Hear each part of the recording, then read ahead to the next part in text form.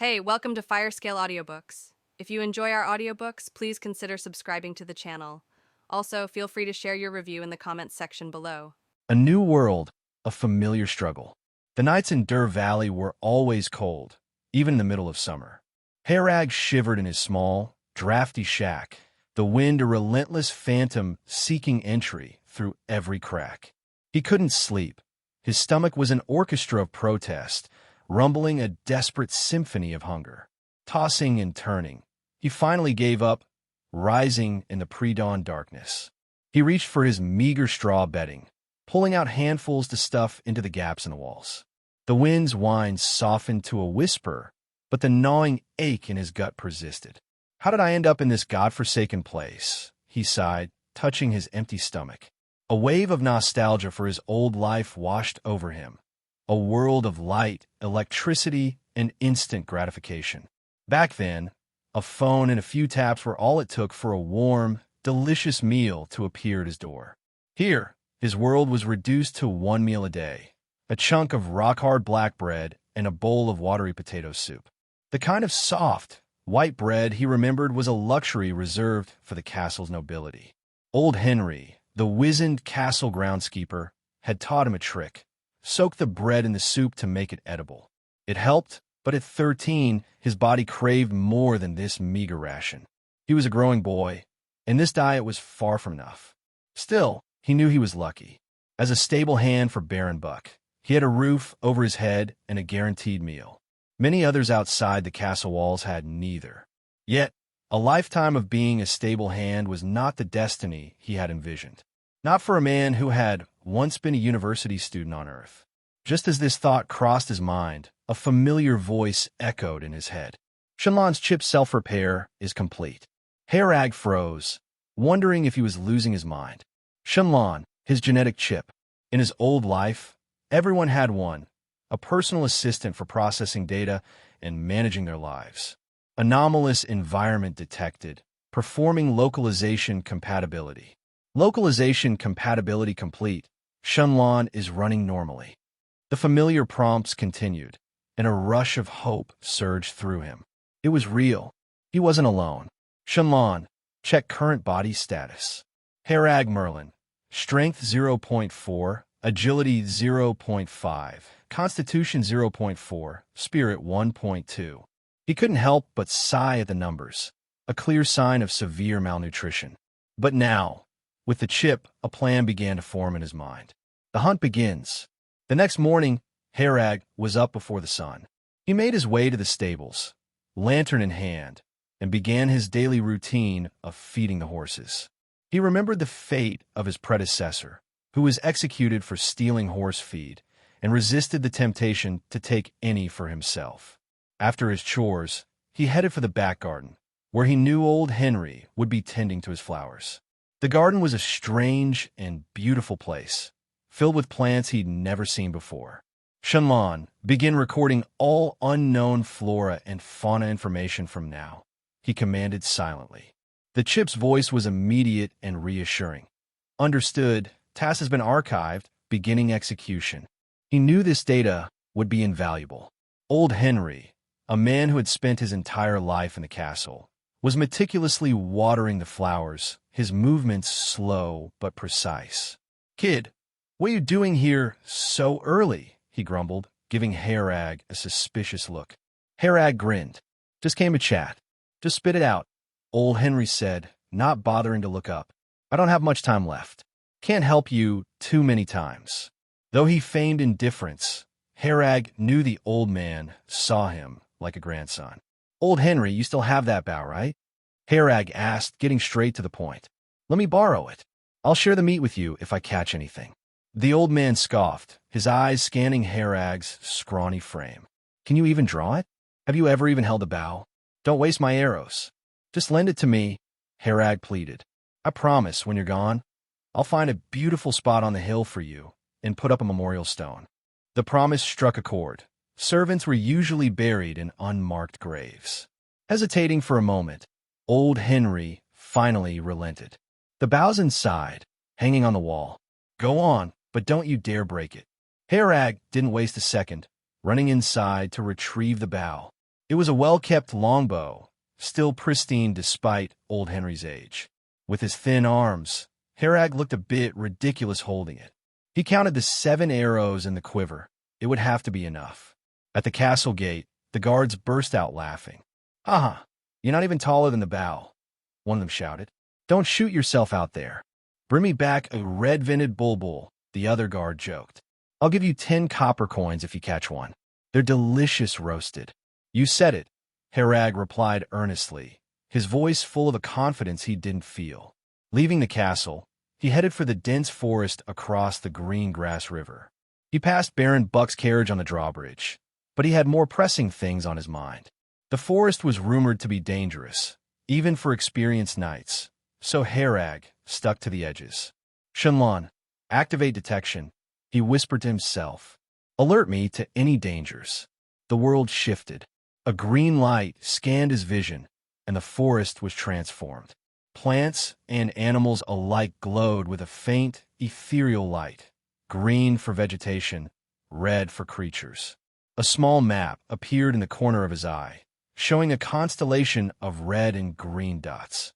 Herag's heart pounded with a mix of fear and excitement. The hunt had begun. A hunter's first kill.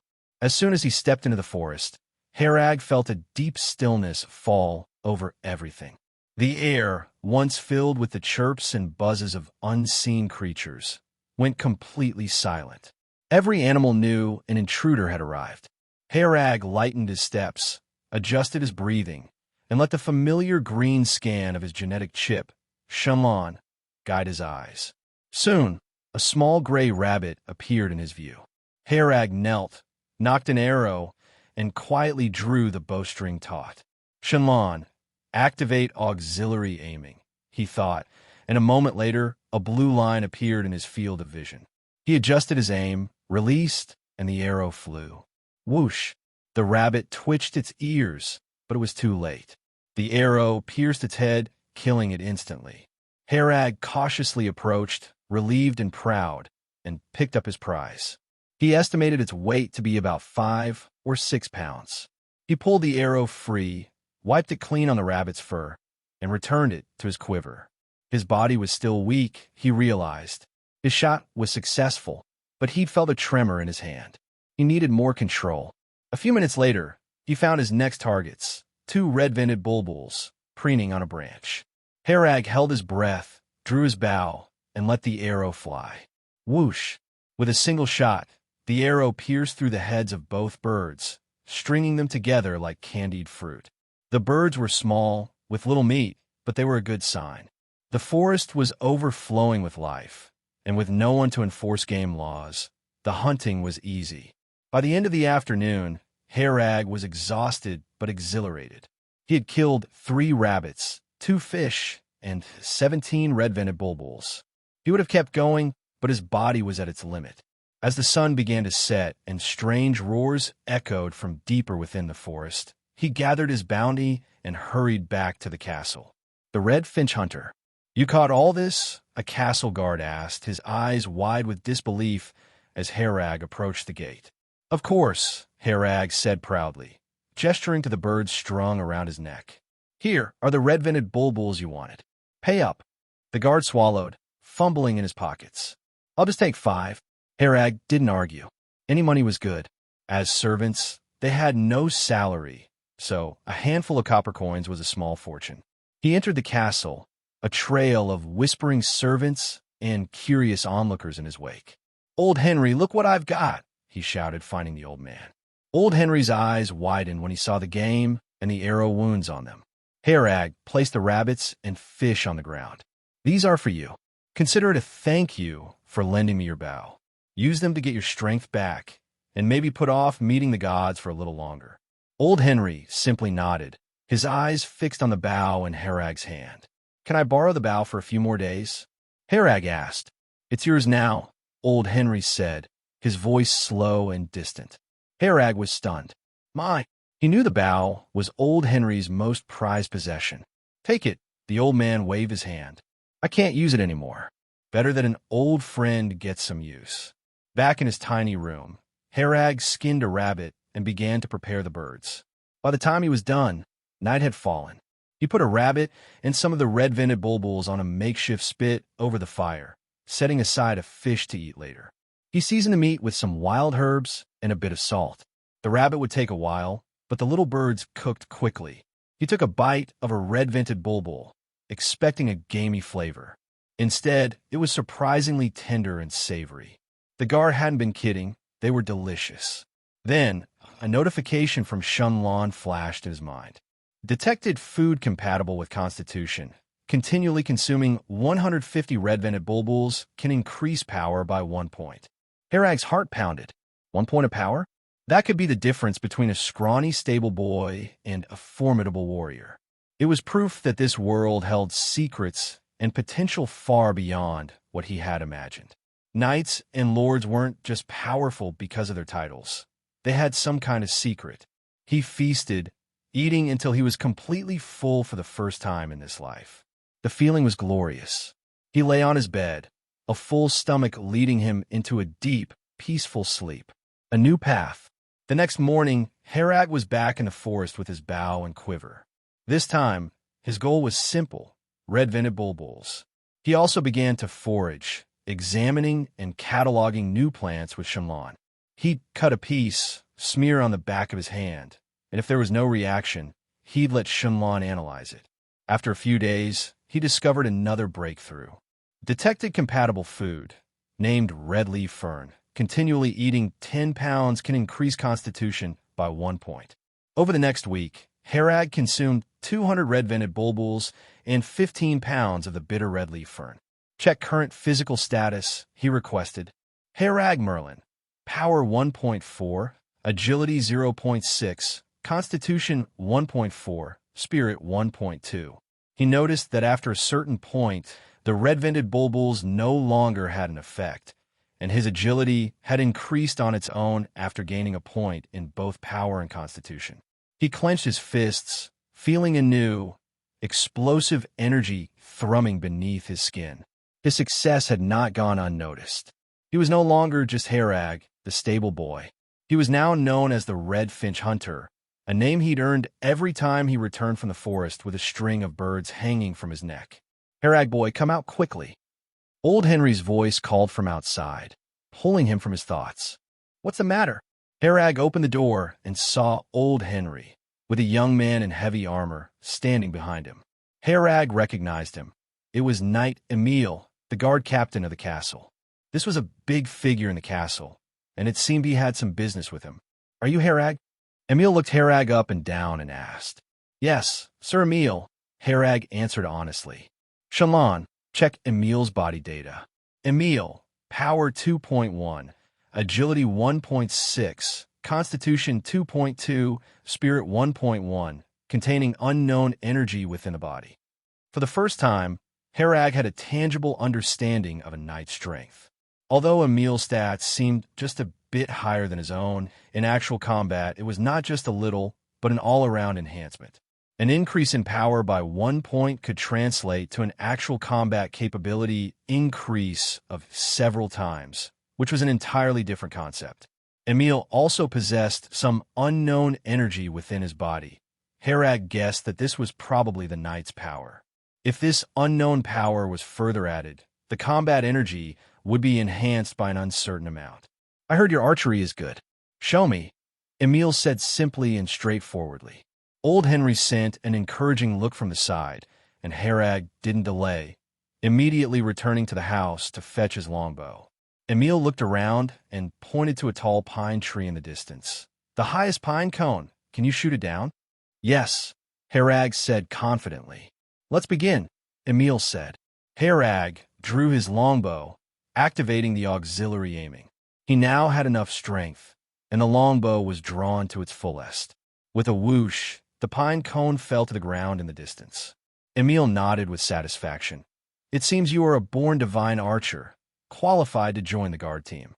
Follow me to the training ground. Harag clearly had no right to refuse, and obediently followed Emile, while old Henry grinned broadly with happiness. The castle training ground was a wide, flat area, bustling with guard team members in training. As Emile brought Harag over, many people naturally noticed However, with Emile present, they dared not ask much. They continued their training with even more effort.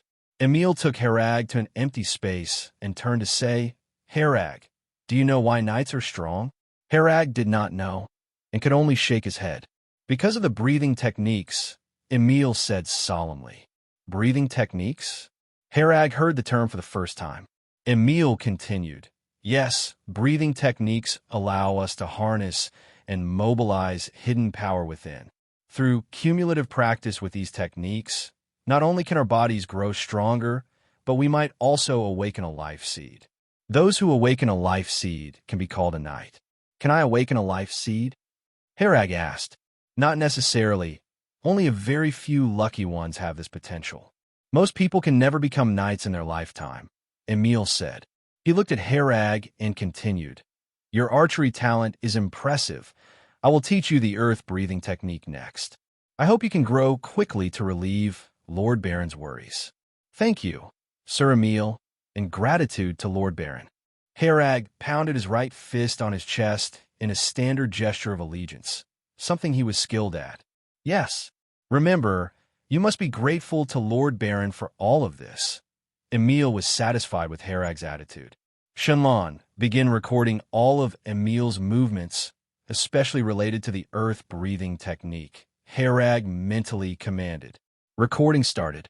Emile began teaching the earth-breathing technique and said in a deep voice, "Breathing is something everyone is born with.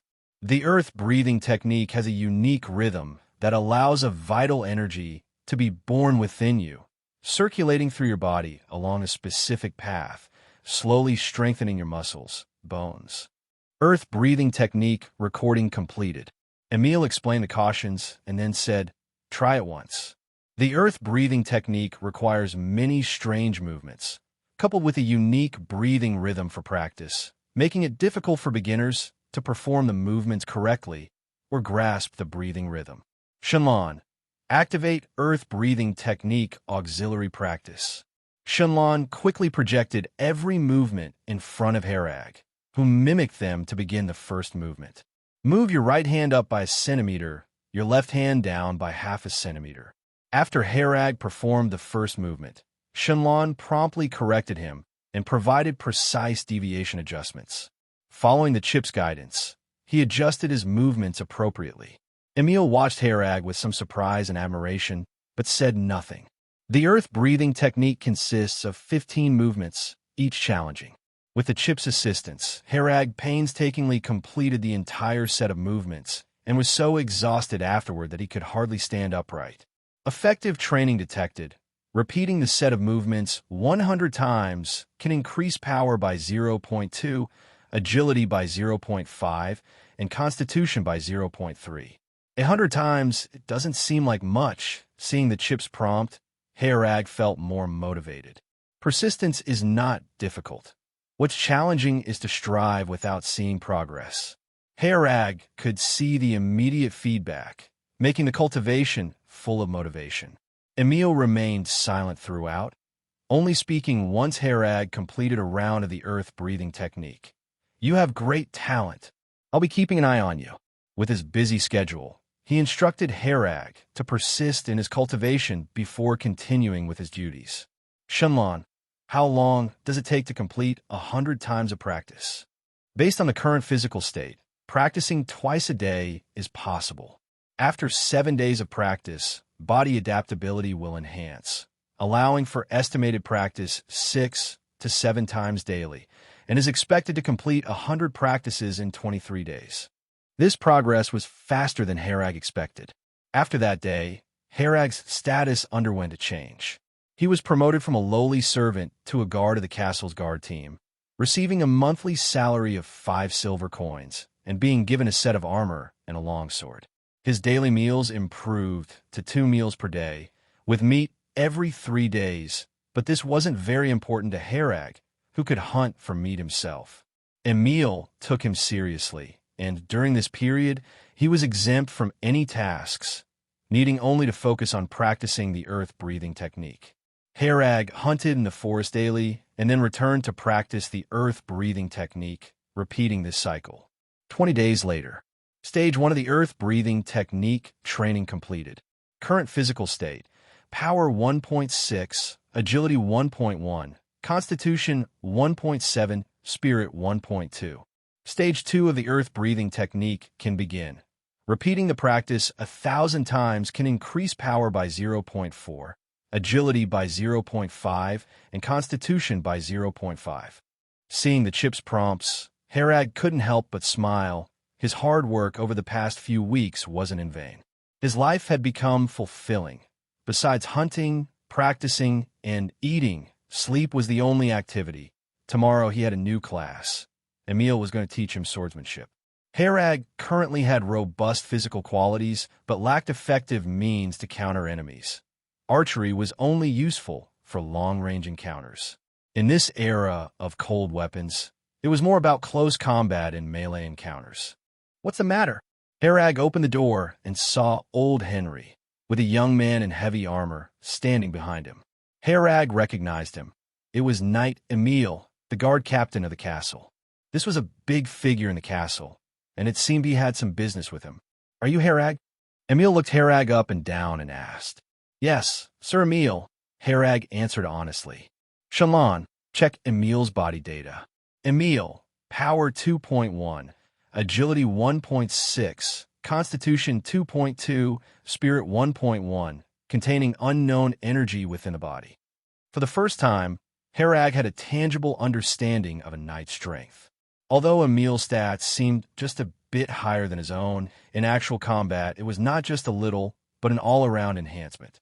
An increase in power by 1 point could translate to an actual combat capability increase of several times, which was an entirely different concept.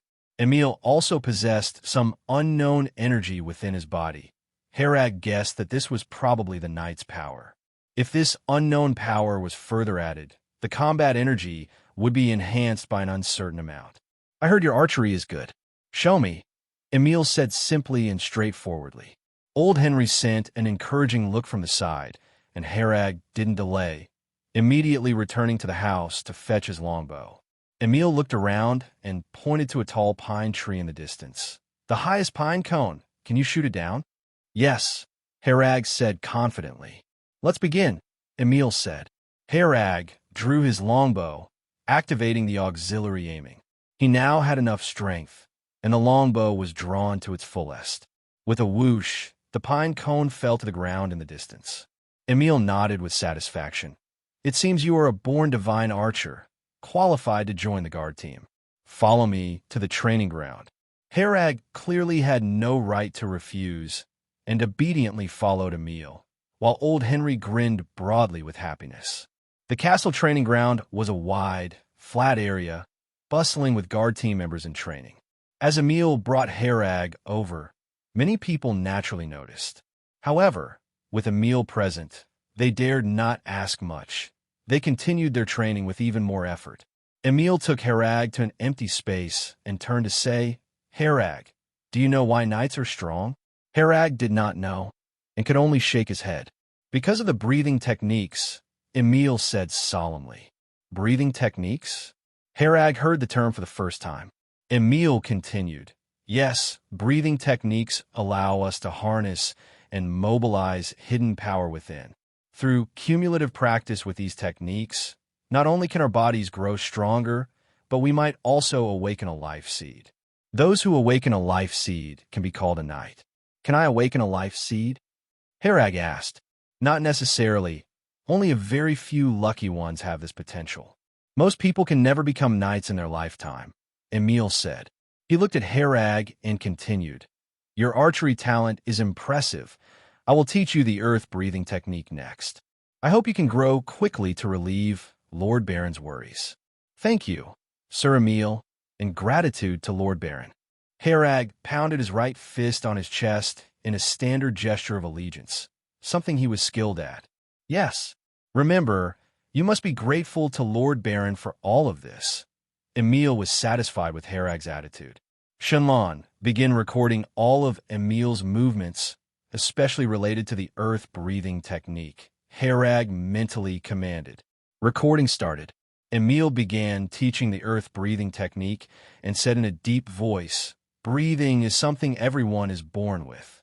The earth breathing technique has a unique rhythm that allows a vital energy to be born within you, circulating through your body along a specific path, slowly strengthening your muscles, bones." Earth breathing technique recording completed. Emile explained the cautions and then said, "Try it once." The earth breathing technique requires many strange movements, coupled with a unique breathing rhythm for practice, making it difficult for beginners to perform the movements correctly or grasp the breathing rhythm. Shenlong. Activate earth breathing technique auxiliary practice. Shenlong quickly projected every movement in front of Harag, who mimicked them to begin the first movement. Move your right hand up by a centimeter, your left hand down by half a centimeter. After Harag performed the first movement, Shenlong promptly corrected him and provided precise deviation adjustments. Following the chip's guidance, he adjusted his movements appropriately. Emile watched Harag with some surprise and admiration, but said nothing. The earth breathing technique consists of 15 movements, each challenging. With the chip's assistance, Harag painstakingly completed the entire set of movements and was so exhausted afterward that he could hardly stand upright. Effective training detected. Repeating the set of movements 100 times can increase power by 0.2, agility by 0.5, and constitution by 0.3. 100 times, it doesn't seem like much. Seeing the chip's prompt, Harag felt more motivated. Persistence is not difficult. What's challenging is to strive without seeing progress.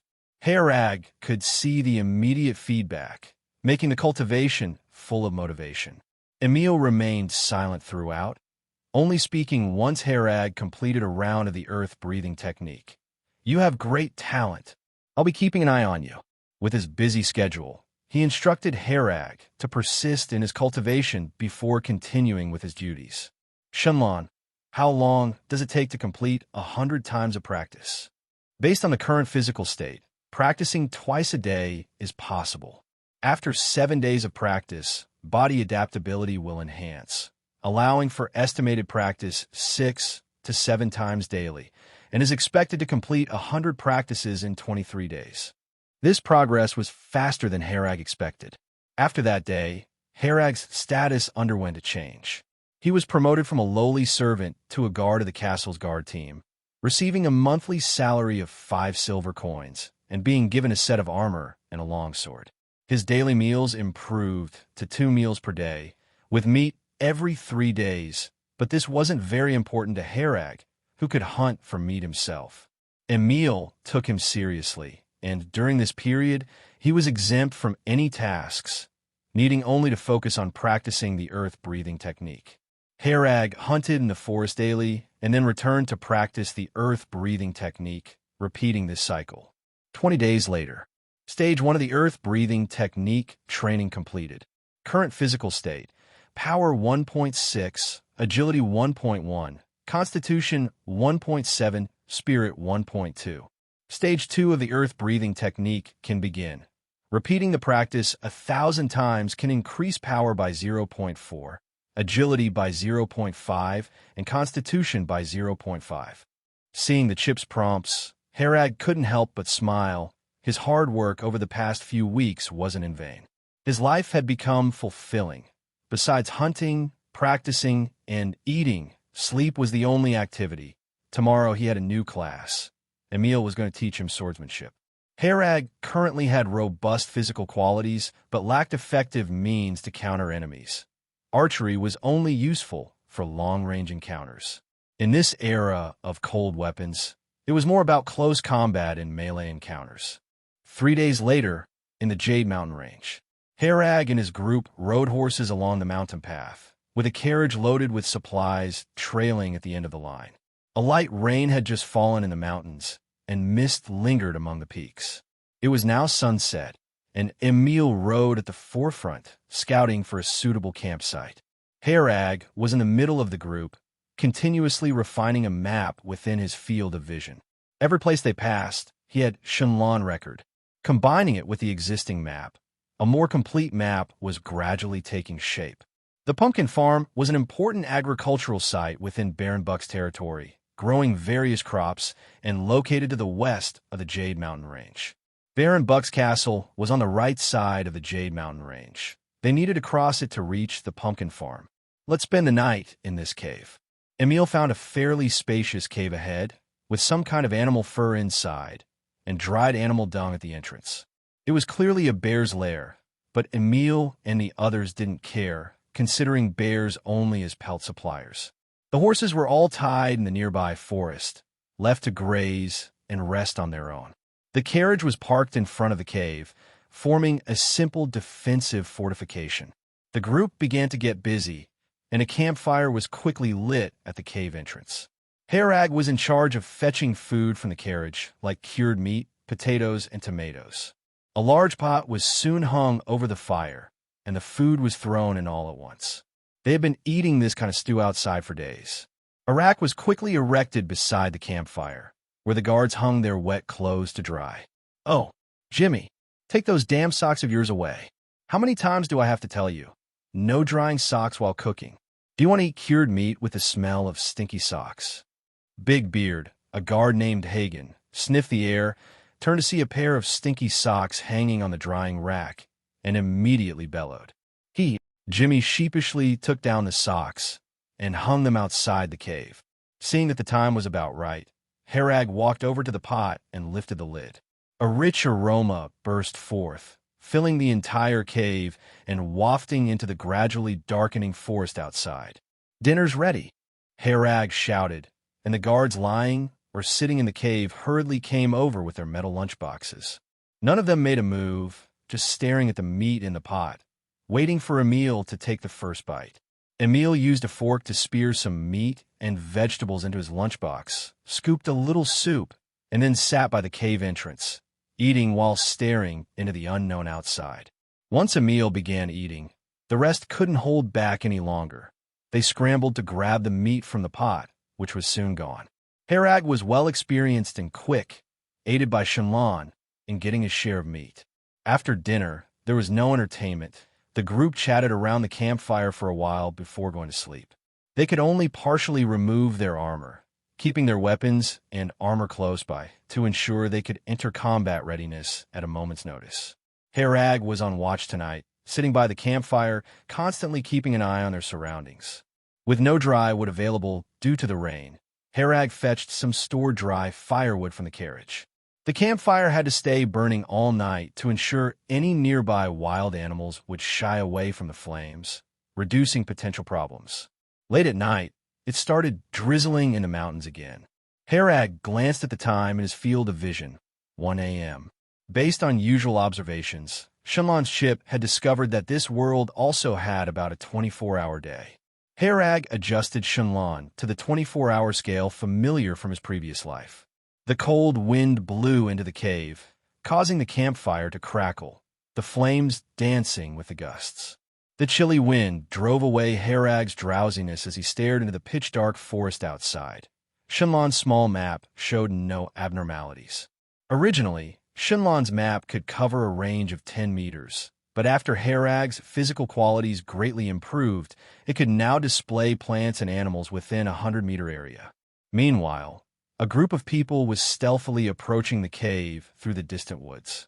The sound of the falling rain masked their movements. Coupled with their cautious approach, they were hard to notice under the cover of darkness. Once they got closer to the cave, the leading three signaled, and their troops split, with 2 teams flanking from both sides to approach, while 3 others continued advancing from the front. Herag sat at the cave entrance, steadfast at his post, with Shenlong's map open in his vision. He suddenly noticed a red dot appearing on the small map, in the woods to the left of the cave, followed by 8 more red dots entering its range. At the same time, another group appeared on the right, also numbering 9. Herag immediately drew his longsword, quietly alerted them, "Enemy attack." Emile, sleeping deepest within the cave, had awakened even before Herag drew his longsword, quickly donning his armor. The others also reacted swiftly, all on their feet. There are teams rapidly approaching from both sides, and 3 individuals advancing directly towards the cave entrance. Herag quickly briefed them on the situation. Emile didn't ask how he knew. Instead, he walked to the campfire and kicked over the large pot, instantly dousing the flames. Turning back, he said, "Everyone follow me and break through from the right side." Their horses were in the woods to the right, and without knowing the strength of their opponents, getting away on horseback was a good option. Herag and the others nodded in unison, following Emile out of the cave. "Damn it, don't let Emile escape." One of the lead 3, a man carrying a large sword, roared. Clearly, their actions had alerted those outside. The extinguishing of the campfire had revealed their presence. Swoosh, swoosh, swoosh. A volley of arrows rained on the cave, mostly blocked by the carriage. Meanwhile, Emile and the others faced attacks from the right side woods, but no one was hit due to the darkness. Herag noticed that the group remained hidden in the woods, avoiding a direct confrontation, all equipped with bows and arrows. "They're over here. Quickly, come!" The opposing side started calling as soon as they spotted Emile and his group. Checking Shenlong's map, Herag saw another group closing in, with the leading 3 approaching at breakneck speed. Such speed indicated official knights. They had to break through from the right side swiftly. Shenlong, activate aiming assist. Herag hid behind a tree, dodging arrows while drawing his bow and aiming at the enemies in the woods ahead. Invisible to others, he could see everything clearly with Shenlong's assistance, even spotting those hiding behind trees, giving him a significant advantage despite the darkness. In the woods ahead, an enemy held a longbow, leaning against a large tree. He had just fired an arrow, but it missed the target. He hadn't expected to hit anyone. Their leader's task was just to suppress the enemy with firepower and ensure they wouldn't escape.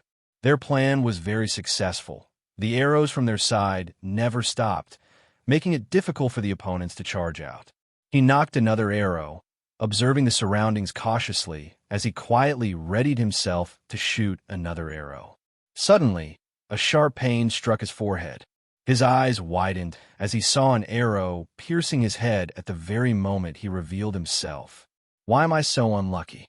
His consciousness gradually faded into darkness, never understanding why his luck was so bad before he died. He couldn't believe that the opponent had aimed accurately at him. In such a dark night, it could only have been a random shot, yet it hit him precisely. Herag, after striking the target with an arrow, drew his bow again, aiming at another tree.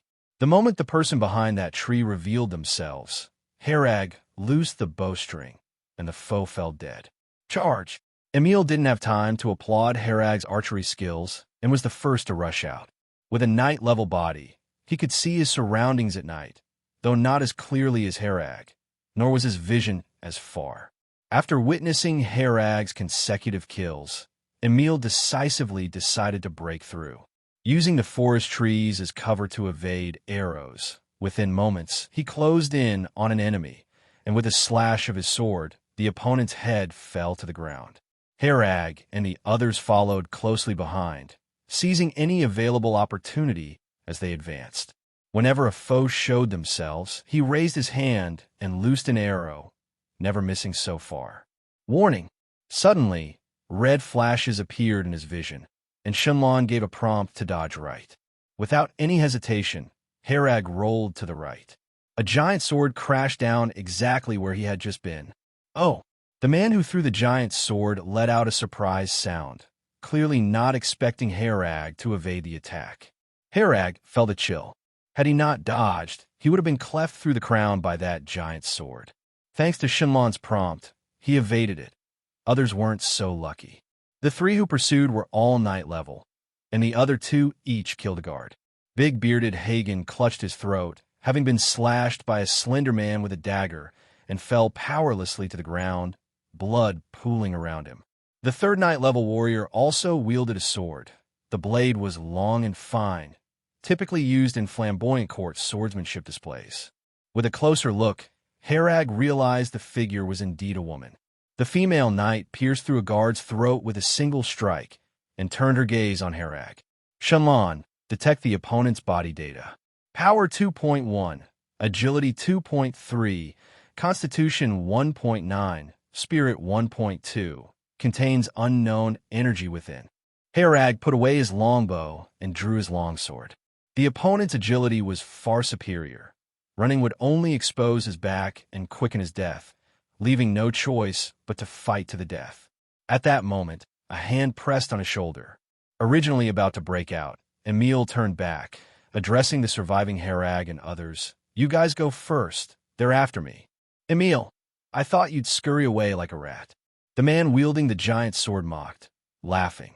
Emile remained expressionless. "Long time no see, Marco." Marco, gritting his teeth, pointed angrily at Emile. "You're always so insufferable, looking down on everyone. Now I'm a knight too, and tonight I'll crush you completely beneath my feet." Herag didn't catch Marco's last words. He and the remaining four faced another dilemma. The three knight level warriors went for Emile, while the remaining two teams of archers targeted Herag and the rest. They stayed stationed in the woods ahead, suppressing Herag and others with arrows, preventing their escape. Herag took out the longbow from his back, saying to Jimmy and the others, "I'll take them down. Observe and adapt accordingly. Shenlong, plot the best route. Target eliminating all opponents. Route planning complete." A map marking the route and enemy positions appeared before him. Herag observed it from a bird's-eye view before beginning his hunt. Simultaneously, Shenlong monitored all enemy movements, predicting the arrow paths in advance. Utilizing the darkness, Herag easily dodged these arrows, drawing bow and arrow, eliminating the enemies in the woods one by one. At first, these people didn't notice anything amiss, but as more and more fell, they finally realized how many of their own had been lost. Herag was like a ghost lurking in the night. They couldn't pinpoint his location at all. Every time Herag killed someone, he immediately changed position as per the route, with arrows always hitting his previous spot, always a step behind. After he shot the 11th person, the pressure became too much for them to bear, and they began to retreat. "Help us, Master Marco! They have a knight-level archer," one cried, rushing to where the four were in fierce battle. Marco furrowed his brows. "Knight-level archer? That wasn't in the intel. Sean, go take care of him." Sean, the slender man with the dagger, silently melted into the darkness, using the assassin's usual stealth techniques. Assassins were the best counters to archers. This was common knowledge. "There's a knight level approaching." The moment Sean entered the range, Shenlong issued a warning, marking the position on the map. Herag turned to look at the spot, which appeared deserted. If not for Shenlong's warning, he wouldn't notice this person sneaking up behind him. He hid behind a tree, pretending to shoot forward, suddenly changing direction to target Sean instead. As Sean silently moved forward, seeing this made his muscles tense and pupils contract. How'd he discover me from at least 100 meters away? Sean wondered. The arrow was already nearing his face. Sean twisted his body in an uncanny manner, barely dodging the unexpected arrow. Yet his right arm was still grazed, leaving a small wound. This minor injury was superficial, and Sean didn't mind it. Evading an arrow gave him more confidence. He's not a knight-level archer, just accurate, he deduced based on the arrow's speed. Herag's surprise shot missed, and Sean felt more equipped to avoid subsequent arrows now that he was on guard.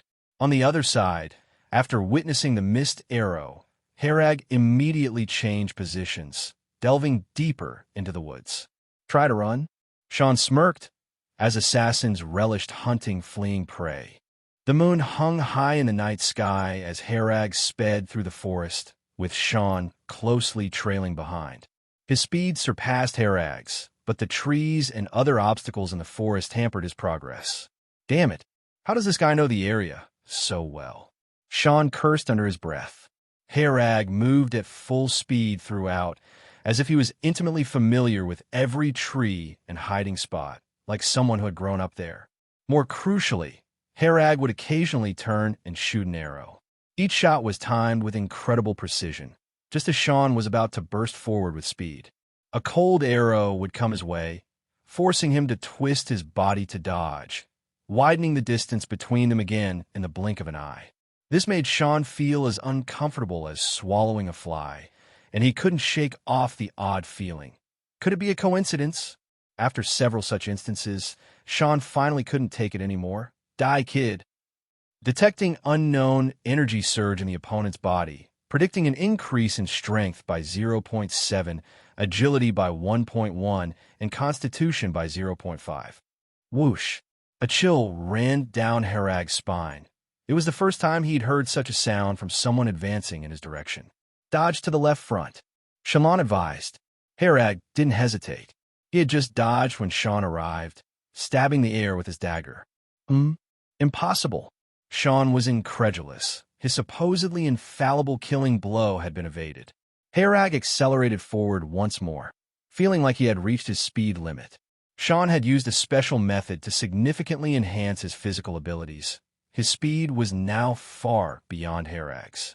Duck and roll forward, Shallan advised again. Harag immediately followed Shallan's advice. Executing such evasive maneuvers at high speed required great physical demand.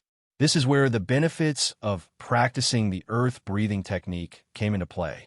Harag had been diligently doing the technique's set movements daily, mastering control over his body. Sean's dagger barely missed Harag's head, grazing off a lock of hair. His strike had missed again. This kid is peculiar. Sean couldn't believe it. How could someone who wasn't even at the Knight level dodge his killing blows twice in a row? Dodge behind the tree on the right. Draw your sword to block behind. Harag complied, slipping behind a tree while bringing his long sword up behind him to block. Clang! The crisp sound of metal clashing rang out as Harag turned to see Sean's dagger piercing through the tree trunk and hitting his blade. The violent impact left Harag's hand numb. Sean witnessed the scene in disbelief. How does it seem like this kid knows what I'm about to do every time? In theory, it was possible. His attacks were always preceded by subtle changes in muscle activation and movement, which could be observed and predicted beforehand. But these were instantaneous events, and the kid was running forward the entire time without looking back. How could he possibly know all this? Hold your sword to block in front. Clang! Suddenly, Sean appeared in front of him, dagger aimed directly at Harag. This attack, too, was anticipated, and Harag steadily blocked it with his longsword. Damn it! Sean was getting frustrated. It was as if this kid could see through his every move. Wait! Suddenly, Sean's breath became erratic as he clutched his forehead painfully. Harag let out a sigh of relief. Finally, it's taking effect. I thought that kind of poison wasn't working on you. With your recent burst of attacks, your blood circulation must have sped up, so the poison acted more quickly. That arrow was poisoned. Sean remembered. He had only been hit by an arrow once. Harag's quiver held two kinds of arrows, one ordinary and the other coated with poison. The poison came from an inconspicuous herb outside the castle. After Shallan analyzed it, its root could be processed, dried, distilled, and refined into a colorless and odorless deadly poison. Sean, as an assassin, was also an expert in poisons, but this one was colorless and odorless, with no initial symptoms, so he hadn't noticed. It was a neurotoxin, and Sean's vigorous activity had hastened its effects. Dying, Sean launched a frenzied attack with his dagger. He knew that only by killing Harag would he have a chance to find the antidote. But under the influence of the poison, his abilities declined sharply, and Harag easily blocked every attack. I have to escape. Feeling his breath becoming rapid and his limbs losing coordination, Sean knew he would die at Harag's hands if he didn't escape soon. Sean shot a fierce glance at Harag, then vanished into the darkness. As an assassin, he had many escape tricks. Harag stood still with a slight smile, calmly drawing his bow and taking aim at a clear spot not far off. Swoosh! With a scream, Sean reappeared, an arrow lodged in his back. Even at full strength, Sean would have needed to focus entirely to dodge Harag's arrows under Shallan's precise calculations, let alone now, while poisoned. How did you find me? Sean's voice turned calm, accepting his fate. Harag said nothing, drawing his bow again. Sean stared directly at Harag, neither dodging nor hiding. In truth, his legs had gone numb.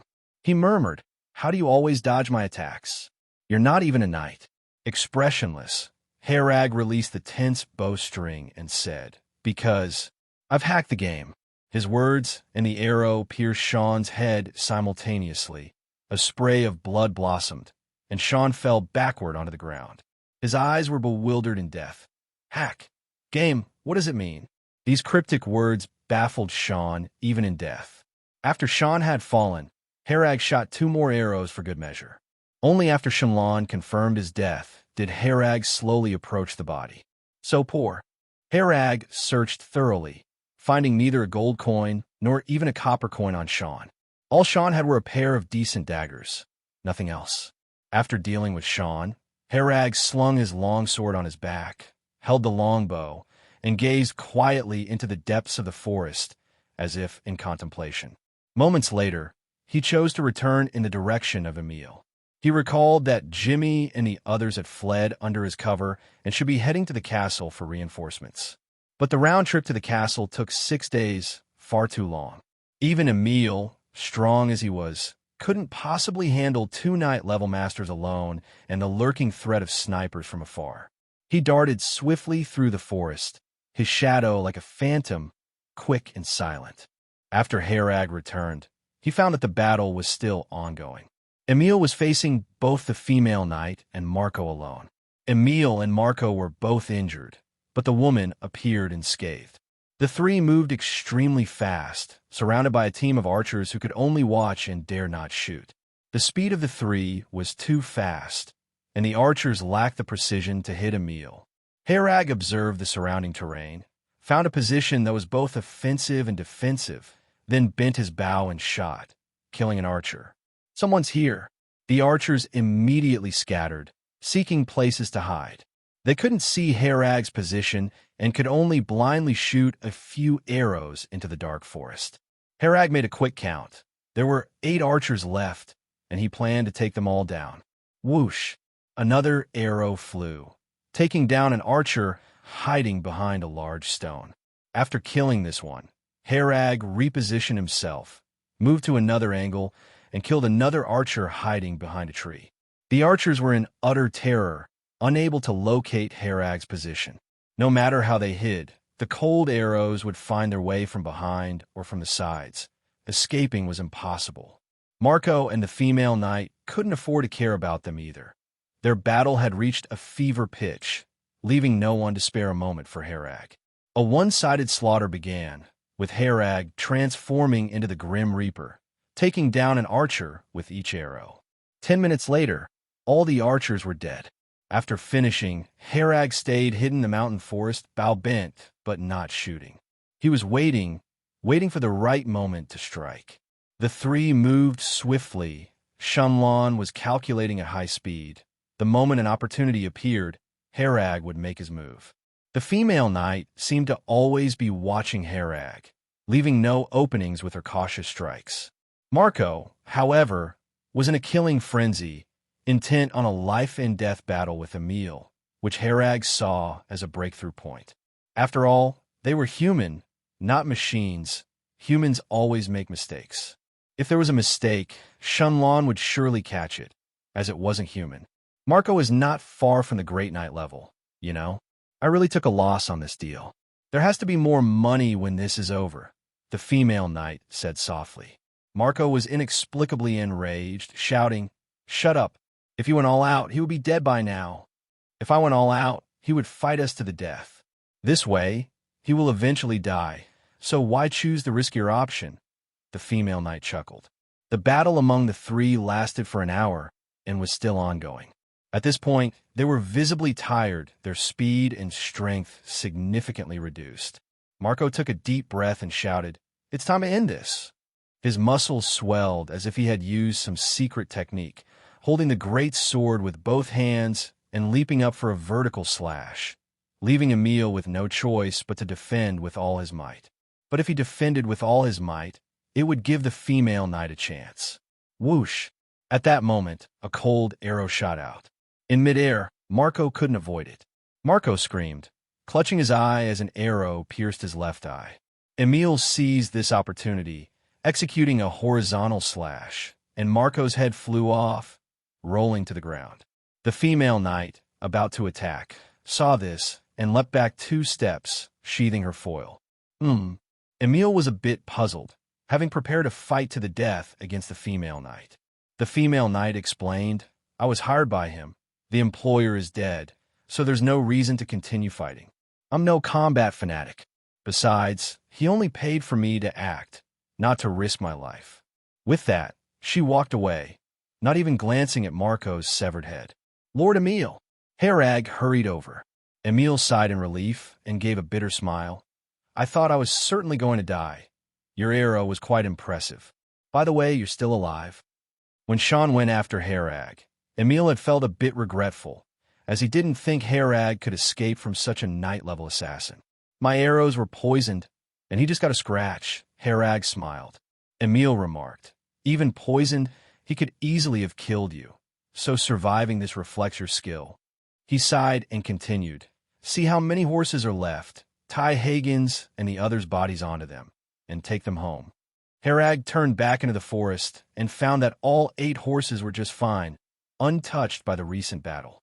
He tied the bodies of the 2 guards to the horses, and with Emile, each rode on one, leading the group with the remaining horses following behind. 2 days later, Herag and Emile met Baron Buck, who was coming to support them while on their way. Baron Buck was a middle-aged man with a face full of flesh, dressed in a vigorous outfit, showing no sign of being a noble. After listening to Emile's report, he said, "Things aren't that simple, Emile. They weren't just after you." "Lord, what else has happened?" Emile asked. "That Marco worked for that scumbag Simon next door. While they were attacking you, they also raided the southern mine. They thought they could definitely take you out this time, which would leave me without a capable ally," Baron Buck explained slowly. "Simon is the lord of Bayhad territory, and also a baron. But his territory is poor in resources and has low tax revenue, often causing trouble for the surrounding territories." Baron Buck continued, "This year, Bayhad is suffering from a severe drought and famine, and things are chaotic. Meanwhile, Dur Valley had a bountiful year, so they're likely to take further action. We must strengthen our defenses during this time." "Understood, my lord," Emile nodded. Baron Buck looked at Herag and said, "You're called..." "Oh? Herag, aren't you? Well done, lad." It had already been widely circulated that Herag single-handedly shot 20 people and even counter-killed a knight-level assassin. Baron Buck's guards were somewhat skeptical, but since Emile stated it himself, it couldn't be false. Herag didn't care, and he was indifferent to others' evaluations and opinions. His only concern now was to quickly increase his power. Facing Sean, even a small mistake or a stroke of bad luck could have meant death for him. Shenlong scanned Baron Buck's physical data. He was curious about the power level of a great knight. Buck Salara, power 3.8, agility 3.5, constitution 4.1, spirit 1.3. His entire body is charged with unknown energy. This kind of data would already be considered superhuman in his previous life. What intrigued Herag more was that Baron Buck's entire body was filled with unknown energy, while Emile and Sean, who were knight level, only had unknown energy within their bodies. When Sean pursued him, he had once utilized the unknown energy, greatly enhancing his stats, including driving a dagger through a tree trunk. Baron Buck's entire body being charged with unknown energy. Does it mean he can exceed Sean's burst strength with a casual strike? Herag speculated in his mind. 2 months later, the training ground.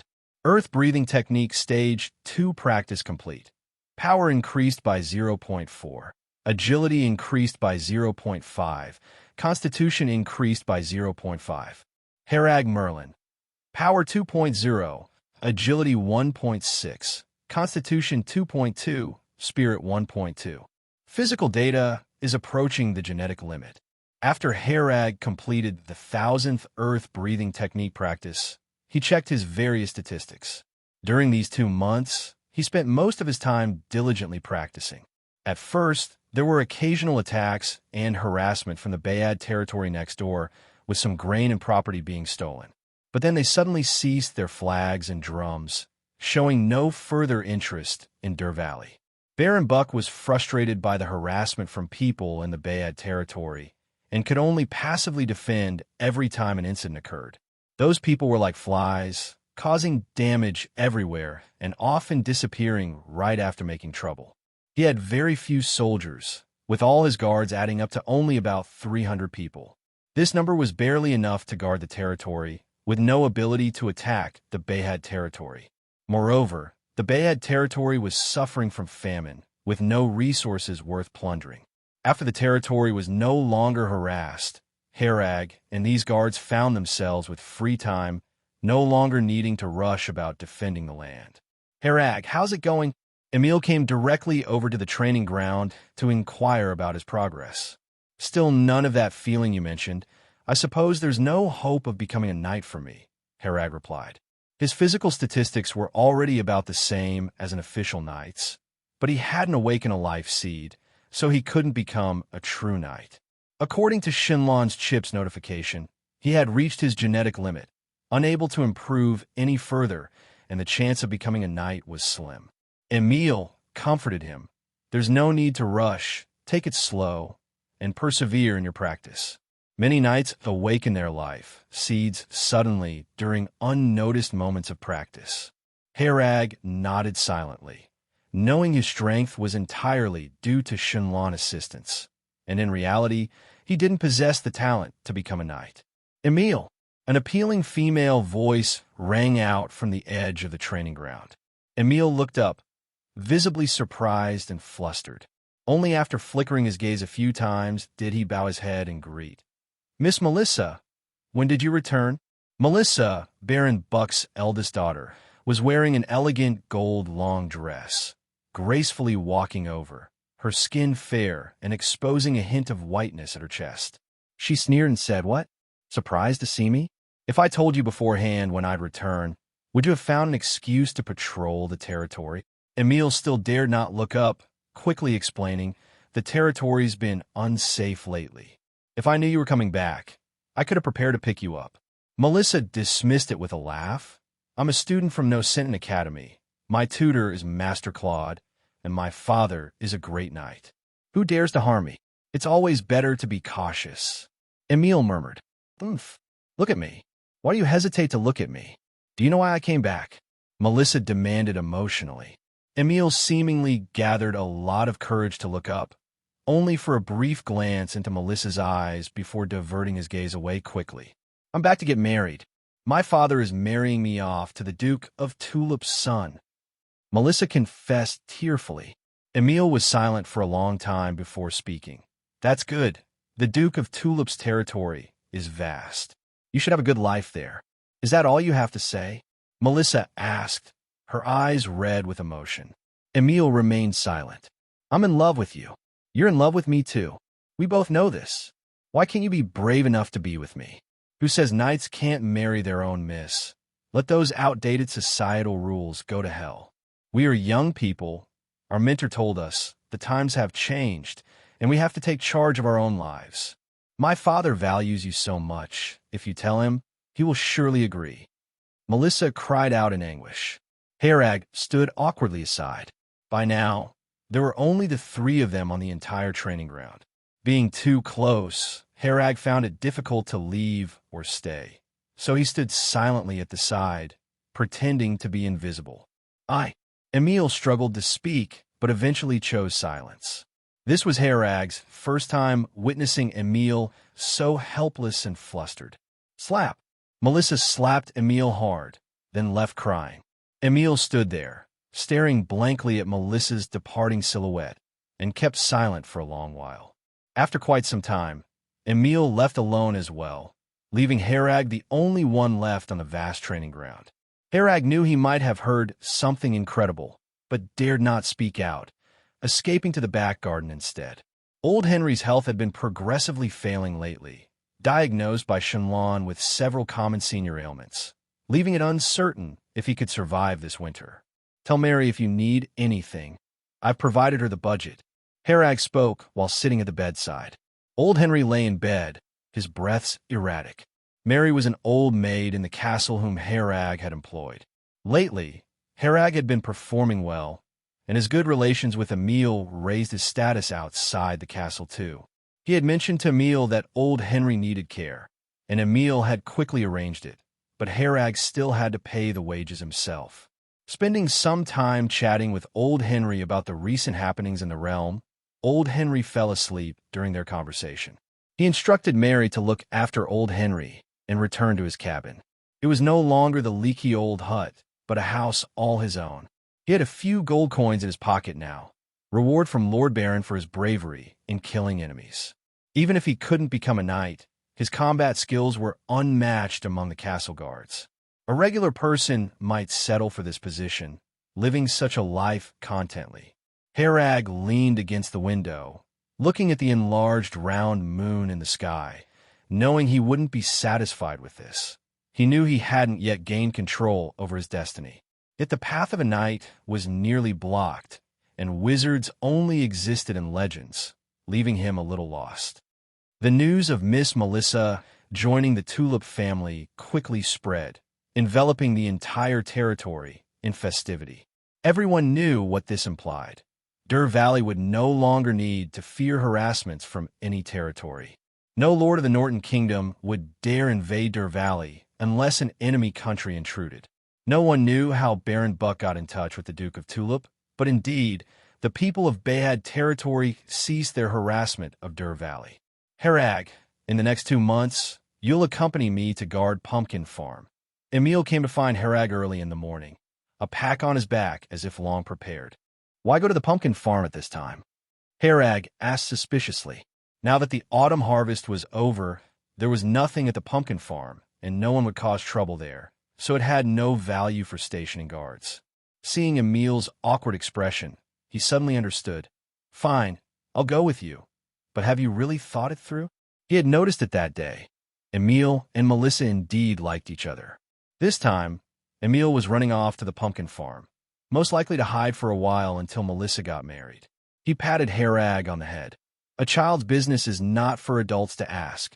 Herag could tell Emile was in a hurry, so he quickly gathered his things and left with him. At the castle gate, 2 horses were already prepared, laden with packs of varying sizes, all filled with winter provisions. Herag turned to glance at Emile and found his spirits sagging, guessing that he hadn't slept all night. Emile!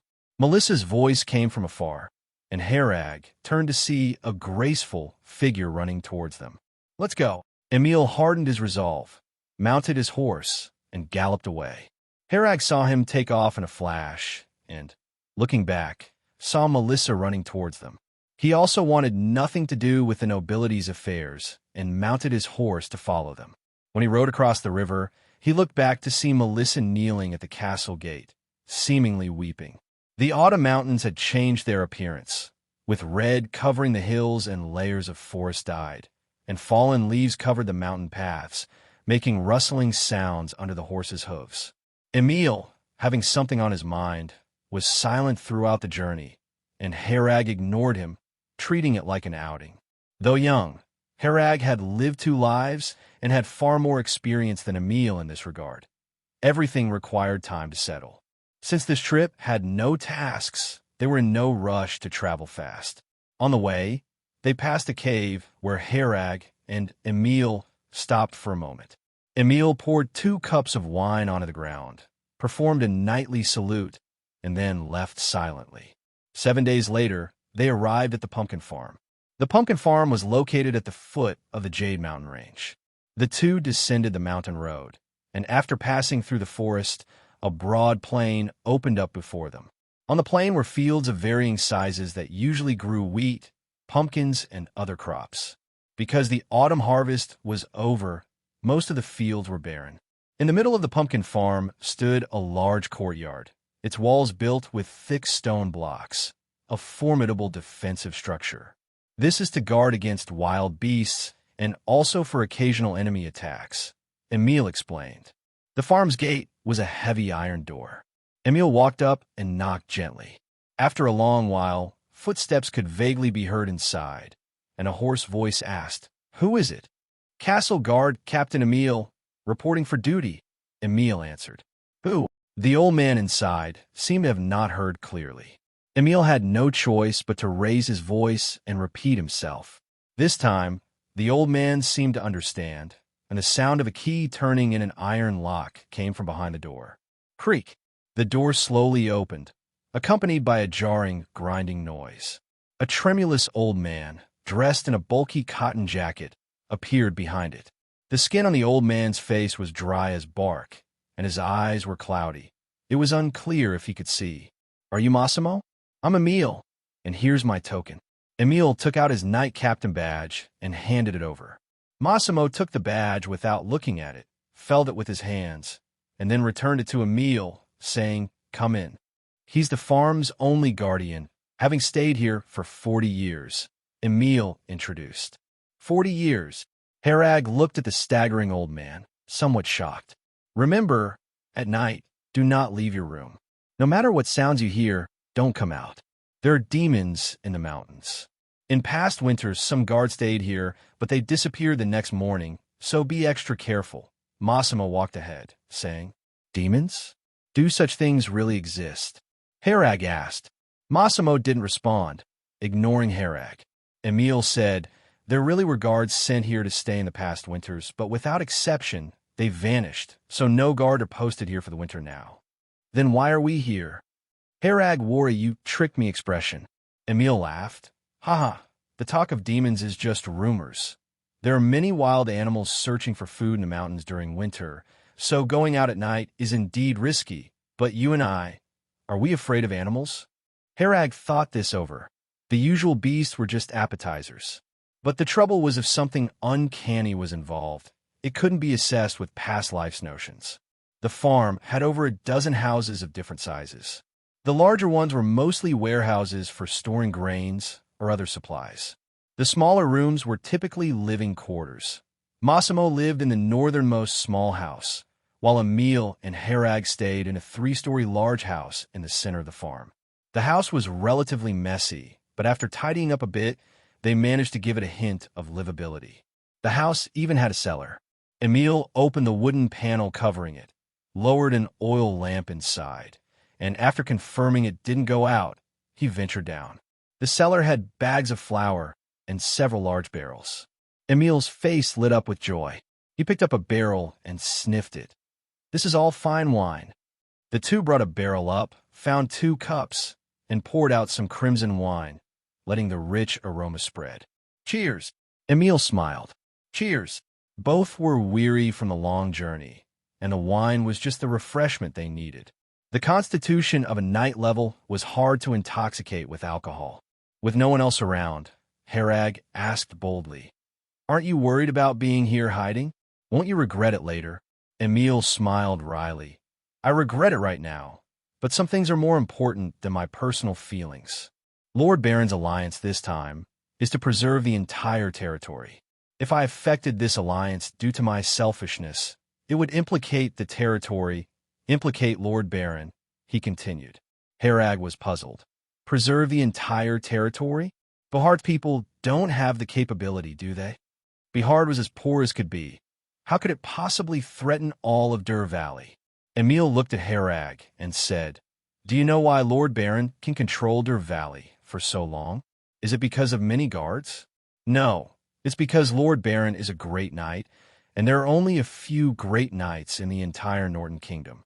Such top-tier combat strength as a great knight serves as deterrence, so no one dares to invade in force because a great knight could wipe out your entire family alone.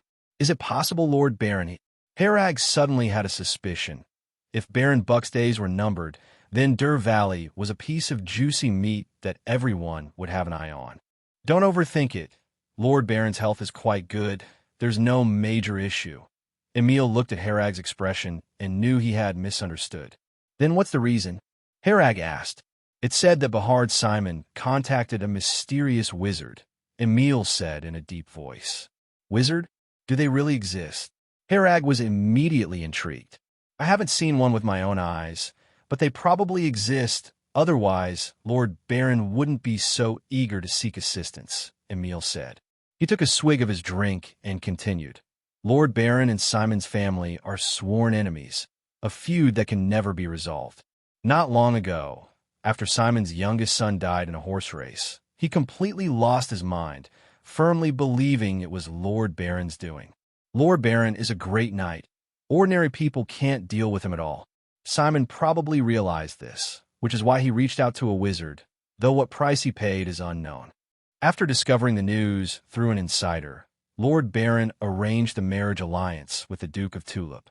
With the Duke's backing, the wizard likely won't target Lord Baron. With Lord Baron around, the people of the territory will be safe. So, how could I be with Melissa? Lord Baron already said, I'm not suitable for her.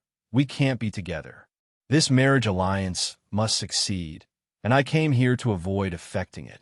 By the way, do you know why I brought you here? Emile seemed drunk, talking to himself. Because if I didn't bring you over, Lord Baron might eliminate you. You overheard the conversation between me and Melissa at the training ground. Lord Baron is ruthless. Anyone who could affect the marriage alliance, he might eliminate them. Coming with me to the pumpkin farm is the safest. I see. Harag didn't expect there would be such a reason behind it. Does Melissa know about all this? Harag asked. Emile shook his head. She doesn't know. Maybe she'll find out in the future. When is the wedding? Emile tilted his head back and finished his drink. In a month, Lord Baron will send Melissa to Lyme Province for the wedding. According to local customs, since Baron Buck's status is lower, the bride must be sent to the groom's home for the wedding. On the wedding day, a banquet will be held at the castle to thank friends and family from their side. The two drank into the night, and the wind outside began howling, causing the door to rattle loudly. Woo, woo, woo. Emile suddenly put down his glass and said, This wind sounds like someone is crying? Harag laughed. You must be drunk. The wind sounds like this when it blows. No, listen carefully, Emile said seriously. Seeing him so serious, Harag began to listen as well. Woo, woo, woo, woo, woo. Harag took a deep breath, confirming that he indeed heard the crying. Massimo said that at night, no matter what you hear, you shouldn't go out. It seems there really is something strange here. Those missing guards might not have met with wild animals, Emile said with a serious face. There certainly is something strange. We'd better not act rashly. Massimo has been here for many years without incident, indicating that staying inside should keep us safe, Harag analyzed. Tomorrow we'll investigate around the area. Emile decided to look into it, but opted not to risk going out at night. Harag returned to his room, slowly falling asleep with the help of the alcohol. The howling of the cold wind by the window continued, mixed with the crying in the wind. But just as Massimo said, as long as you don't go out, you're safe. The next morning, Harag and Emile were both unscathed. The weather was good today. Massimo was lying on a chair enjoying the sun, looking very relaxed. Massimo, did you hear any crying last night? Emile decided to ask the old man who had been there for 40 years. Massimo didn't hear clearly. Emile walked closer and asked again. Crying? Massimo recalled. You mean the wind? Heard it when I was young. After my ears got injured, I haven't heard it since. Now that I'm old, even listening to you guys talk is a chore, let alone hearing the wind. Harag smiled and gestured for Emile to go check outside. The pumpkin farm was surrounded by mountains, making it impossible to determine where the crying came from, so they could only walk around and see if anything unusual was happening. Harag rode his horse across the plains, feeling a sense of freedom looking at the distant snowy mountains. Let's check the north first. Emile, after looking at the map, decided to head north first. The north was a region of snow-capped mountains, with a deep lake at the foot, its bottom unseen. This lake is strange. It only has water in winter. The rest of the year it's dry. Emile explained by the lake. That's so odd. Harag looked at the calm lake surface, not noticing anything peculiar. He crouched by the lake, feeling some strangeness suddenly. A bit dizzy, he found that staring at the lake bottom made him feel slightly dizzy. This lake water is unusual. He lowered his body a bit, intuition telling him something was in the lake bottom. A pale human face emerged on the water surface, indistinguishable if male or female, with hollow eyes. Warning! Warning! Unknown radiation detected. Effects unknown. Harag, wake up! Harag realized he had fallen asleep at some point, and Emile was shaking him awake with a serious expression. "What happened to me?" Harag asked, confused. "You fainted by the lake. I called you for a long time before you woke up," Emile explained. "Fainted?" Harag had no memory of this, right? "I just saw a person at the lake bottom. Looked like they had been soaking in the water for a long time." Emile didn't doubt his words, but cautiously pulled Harag back. "I also looked at the lake bottom, but didn't find anything unusual. But since you fainted by the lake, it means there's something strange here. Though I can't see anything, my intuition tells me it's dangerous. Let's go. Don't come here again." Emile had no desire to investigate further. He was curious but rational, avoiding matters beyond his capabilities. Unknown radiation. Harag was contemplating the unknown radiation, pondering what it could possibly be. The detected radiation matches the constitution, stored in the body, usage unknown, lacking effective information. Spiritual power increased by 0.3. Seeing these messages, Harag was intrigued. It was the first time he'd seen his spiritual power change. The food and training methods he'd encountered could only increase strength, agility, constitution, never spiritual power. He hadn't seen anyone with high spiritual power. Even a great knight like Baron Buck only had 1.3. Query body data. Harag Merlin. Strength 2.0, agility 1.6, constitution 2.2, spirit 1.5. Spiritual power increased by 0.3, but Harag didn't feel anything palpable and was momentarily unclear about the function of spiritual power. "How is it? Are you all right?" Emile saw Harag spacing out, so he asked. "I'm fine. I was just thinking about why I fainted," Harag explained. "I've heard many stories like this before, but actually encountering one is a first. There are still too many unknowns in this world." Emile sighed. After leaving the northern lake, Harag and the others continued to inspect other areas, but they didn't find anything unusual. "Once the wedding is over, I will report the strangeness of this place to Lord Baron," Emile noted. "This place is crowded in the spring and summer seasons, but I've never heard anyone mention anything about this place. And the lake water only appears in winter, indicating that the cries at night only occur in winter, that is, when the lake water appears," Harag briefly summarized. Whenever he thought of that pale face he saw on the lake, his back felt a chill. He didn't know what it was, but it couldn't have been his hallucination. The sunset dipped westward, and the golden sunlight cast on the snowy mountains created a different kind of scenery. At night, the wind blew stronger and stronger. The sound of the wind howled, more intense than the night before. Woo woo! The familiar crying sound rang again, and it was more noticeable than the previous night. Harag lay inside the house, ignoring the cries coming from afar. Unexpectedly, the cold wind outside became violent, slapping his windows. Woo woo woo!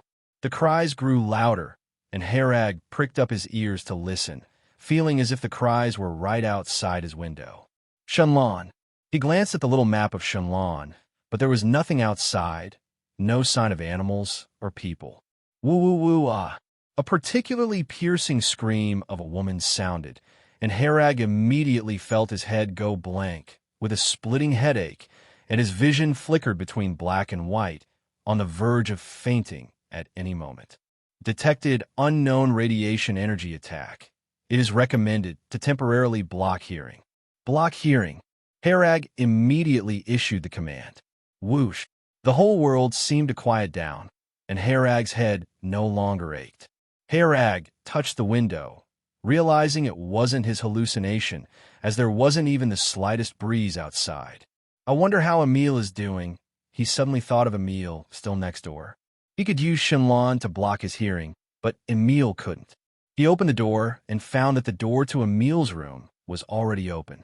Where is he? Emile's room was empty, but the bed was still warm, indicating he had just left. The bedroom was on the second floor, and when he ran to the first floor, he found the main door open. Why would Emile go out so late? Harag was full of doubts. He thought about it and decided to go out to check. Searching around the farm, he couldn't see any sign of Emile. When Herag passed by Massimo's house, he heard loud snoring inside, thinking to himself, "This old man's sleep quality is really good.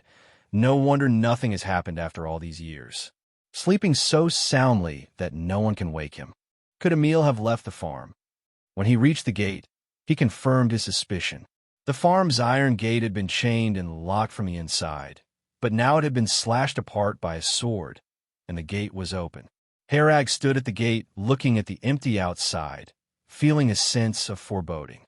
It's impossible for Emile to run outside without saying anything to him, with a high possibility of encountering some accident. He went back inside, grabbed his longsword, and slung the longbow on his back, then went outside to search for Emile. The first direction he searched was north, towards the direction of the Erie Lake. In the darkness of night, Herag moved swiftly and lightly, proceeding quickly.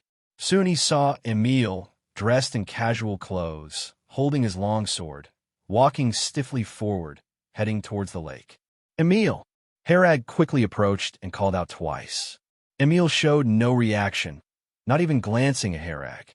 Herag tried to block Emile by stepping in front of him, then suddenly noticed Emile's eyes were hollow and pitch black, startlingly reminding him of the face seen in the lake earlier that day. Emile bypassed him and continued onward, not responding to any of Herag's actions or words. Herag moved behind him and looked at Emile's back neck, pondering whether to give him a strike. With a sideways chop, Emile reacted quickly, as if he had eyes on the back of his head, swinging the longsword backward to force Herag away. After driving Herag back, Emile continued moving, gradually approaching the lakeside, his steps unhalting, seemingly intent on walking directly into the lake. The lake water was deep, bottomless, and chillingly cold. Entering would certainly be fatal. Anxious, Herag shouted, "Melissa got married. The groom is not you." Emile halted, his mouth slightly ajar, as if about to speak, his hollow eyes gradually regaining clarity. He turned to see Herag, confused. "Why am I here?" Herag said speechlessly, "You were like possessed, relentlessly heading towards that lake, unstoppable." "That bizarre." Emile looked puzzled. "I remember hearing a scream and then lost consciousness, and when I came to, I was here." So if it's indeed the scream. Herag realized and was glad he had blocked his hearing in time, or they both would have ended up feeding the fish in the lake. What's in this lake that even a night level could only be manipulated by it? Herag remarked, gazing at the calm lake surface. Emile was also somewhat spooked, as it was his first time encountering such a situation. Swish! There was a sudden commotion in the lake. "Careful!" Emile gripped the long sword tightly. Herag also stared intently at the lake surface. The little map showed nothing, but with the naked eye, they could see two figures slowly emerging from the lake. "That armor looks like the castle guardians." Emile deduced details from the armor worn by the figures. Herag thought of something. Castle guardians? So the previously missing guards actually entered this lake. The two figures moved slowly, eventually reaching Herag and Emile. They then saw clearly that the two figures were skeletons clad in armor, wielding long swords now rusted. That was not all. There was more commotion from the lake, as three more figures slowly emerged from the lake bed. "Want to try?" Emile wasn't scared, rather a bit excited. "I'll take left, you take right," Herag chuckled. It was the first time they fought such undead beings, and in their very bones, there was an eager excitement for battle. "Shenlong, activate combat assistance." Herag wasn't sure about the power of these skeleton warriors, so he was extremely cautious, also ready to run at any time. The skeleton warrior clicked its jaw open and shut, holding a rusty long blade, and rushed towards Herag. Luckily not too fast. Herag was constantly assessing the power of these undead. The skeleton warrior charged forward, raising its long blade high and striking fiercely at Herag's head. Its movements seemed like a turtle's speed in Herag's eyes, and the blade hit nothing but air. After this swing, the skeleton warrior's movements became significantly stiff. Herag certainly wouldn't miss this opening. With a swing of his long blade, he effortlessly shattered the skeleton's head. The entire skeleton warrior immediately froze in place, then collapsed into a pile of bones with the sound of bones and armor clashing. Herag turned to see that Emile had also dealt with the skeleton warrior, with bones scattered on the ground. Is that it? Herag hadn't expected these skeletons to be so weak, breaking at a touch. 3 more skeleton warriors emerged from the lake, attacking, but they were quickly dealt with by the 2 of them in no time. Emile looked at the bones on the ground and said, "These were the castle's guards, our predecessors. We should gather and bury them." Herag nodded, bending down to pick up the bones on the ground. At that moment, the bones started moving on their own. The scattered bones floated up automatically, assembling themselves into a complete skeleton in the air, then picked up the long blade and charged at Herag once more. "Careful, it's not fully dead." Herag warned Emile while blocking the attack with his sword. The skeleton on Emile's side also revived, but its combat ability was too weak and not a match for Knight level at all. These skeletons were impossible to kill. After Herag killed them 5 or 6 times, they still revived on the spot. Shenlong, scan the skeletons. A line of unknown radiation energy is attached to the target's body. Line. Herag didn't see any line, highlighted in blue. Highlight completed. In Herag's vision, there was a long blue line behind each skeleton, with the end extending into the lake bottom. Shenlong, scan this lake. Scan complete. Discovered an unknown radiation energy source at the lake bottom. Shenlong reported. With a casual swing of his sword, Herag shattered a skeleton that had just gotten up, pondering as he looked towards the lake bottom. Unknown radiation energy source? Gazing towards the lake bottom, a bold idea suddenly formed in his mind. "Emile, I'm planning to check the lake bottom," Herag said. "The lake bottom? Are you insane? There's something strange down there," Emile exclaimed. Herag replied earnestly, "It might not be as terrifying as we imagine." "Are you sure?" Emile asked. Herag couldn't be sure, just have to try. Having reached the end of the road as a knight, making further progress was difficult. The mysterious and strange entity at the lake bottom might be his breakthrough, worth the risk. Shenlong, block my hearing. Determined, Herag removed his heavy armor, walked to the lake's edge, and dove in with a jump. The water was chilling, but Herag endured it with his strong physique, gritting his teeth. In his vision, 5 blue lines extended from the lake bottom.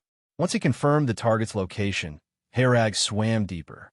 The 5 lines converged into one, leading to a blue light point at the lake bottom. Shenlong, monitor my physical state at all times. Notify me immediately of any abnormalities. Comprehensive monitoring initiated. No abnormalities at present.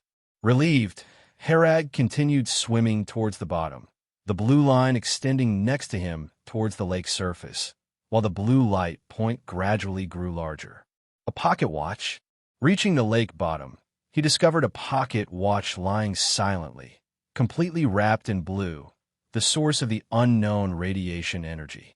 Herag grabbed the pocket watch, and the pallid face resurfaced before him. The face was clearly angry, mouth wide open as if screaming. The scream had no effect on Herag, as he had already blocked his hearing. Unknown radiation energy detected, being absorbed and stored internally. Herag watched the blue unknown radiation energy transfer from the pocket watch to his body. The pallid face showed a human-like panic, gradually turning into extreme terror. Herag even saw a hint of pleading in its eyes, but unmoved, he continued absorbing the unknown radiation energy. 5 guards perished at this lake bottom, and even Emile was nearly affected. This couldn't be anything good, and Herag felt no mercy. While absorbing the unknown radiation energy, he swam towards the lake's surface. Absorption complete, spiritual power increased by 1.0. By the time Herag reached the lake's surface, the energy absorption was also complete.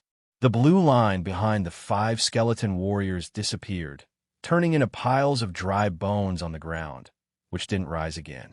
Seeing Herag emerge from the water, Emile sighed with relief. I found this at the lake bottom. As Herag swam to the shore and climbed out, he displayed the exquisite pocket watch in his hand to Emile. The pocket watch was primarily gold and blue, with a pure gold chain. A pocket watch? Is this what was causing trouble below? Emile hadn't expected such a bizarre event to originate from what seemed like an expensive pocket watch. He approached and exclaimed, "This is pure gold, but I can't identify the blue material." But the pocket watch's construction is seamless, without any visible gaps. After searching the pocket watch, Herag found a tiny golden button at the bottom. Pressing it, the watch opened. The internal structure of the pocket watch was no different from others, with the golden hand still ticking. After checking the time, Herag found the watch to be very precise. The watch's backdrop depicted a hexagonal tower, its significance unclear. Simultaneously, a stream of information flowed into Herag's mind. This pocket watch is the first demonized item I created during my wizard apprentice period, immensely meaningful to me. I enchanted it with a holy healing technique capable of curing most injuries, dispelling most curses and nightmares. A little magic power is all it takes to use it. Good luck, my friend. The signature read, Nicholas Carlos Camby. This information wasn't transmitted in any language form, but directly conveyed its meaning. After reading this message, Herag's heart raced, obtaining much information from it. Wizard apprentice, demonized item, magic power, holy healing technique. Wizard apprentice. This means that wizards are not legends, but really exist. Herag felt a longing in his heart. He wanted to become a wizard.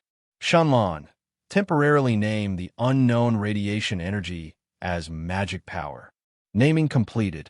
Herag, based on the information from the pocket watch, guessed that this unknown radiation energy was magic power. What puzzled him was why his body could absorb and store magic power, even though he never learned anything about wizards. Shanlan, how much more magic power can my body store now? Fully stored.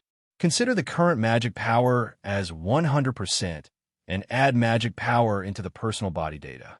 Herag Merlin, Power 2.0, Agility 1.6, Constitution 2.2, Spirit 2.5, Magic Power 100%.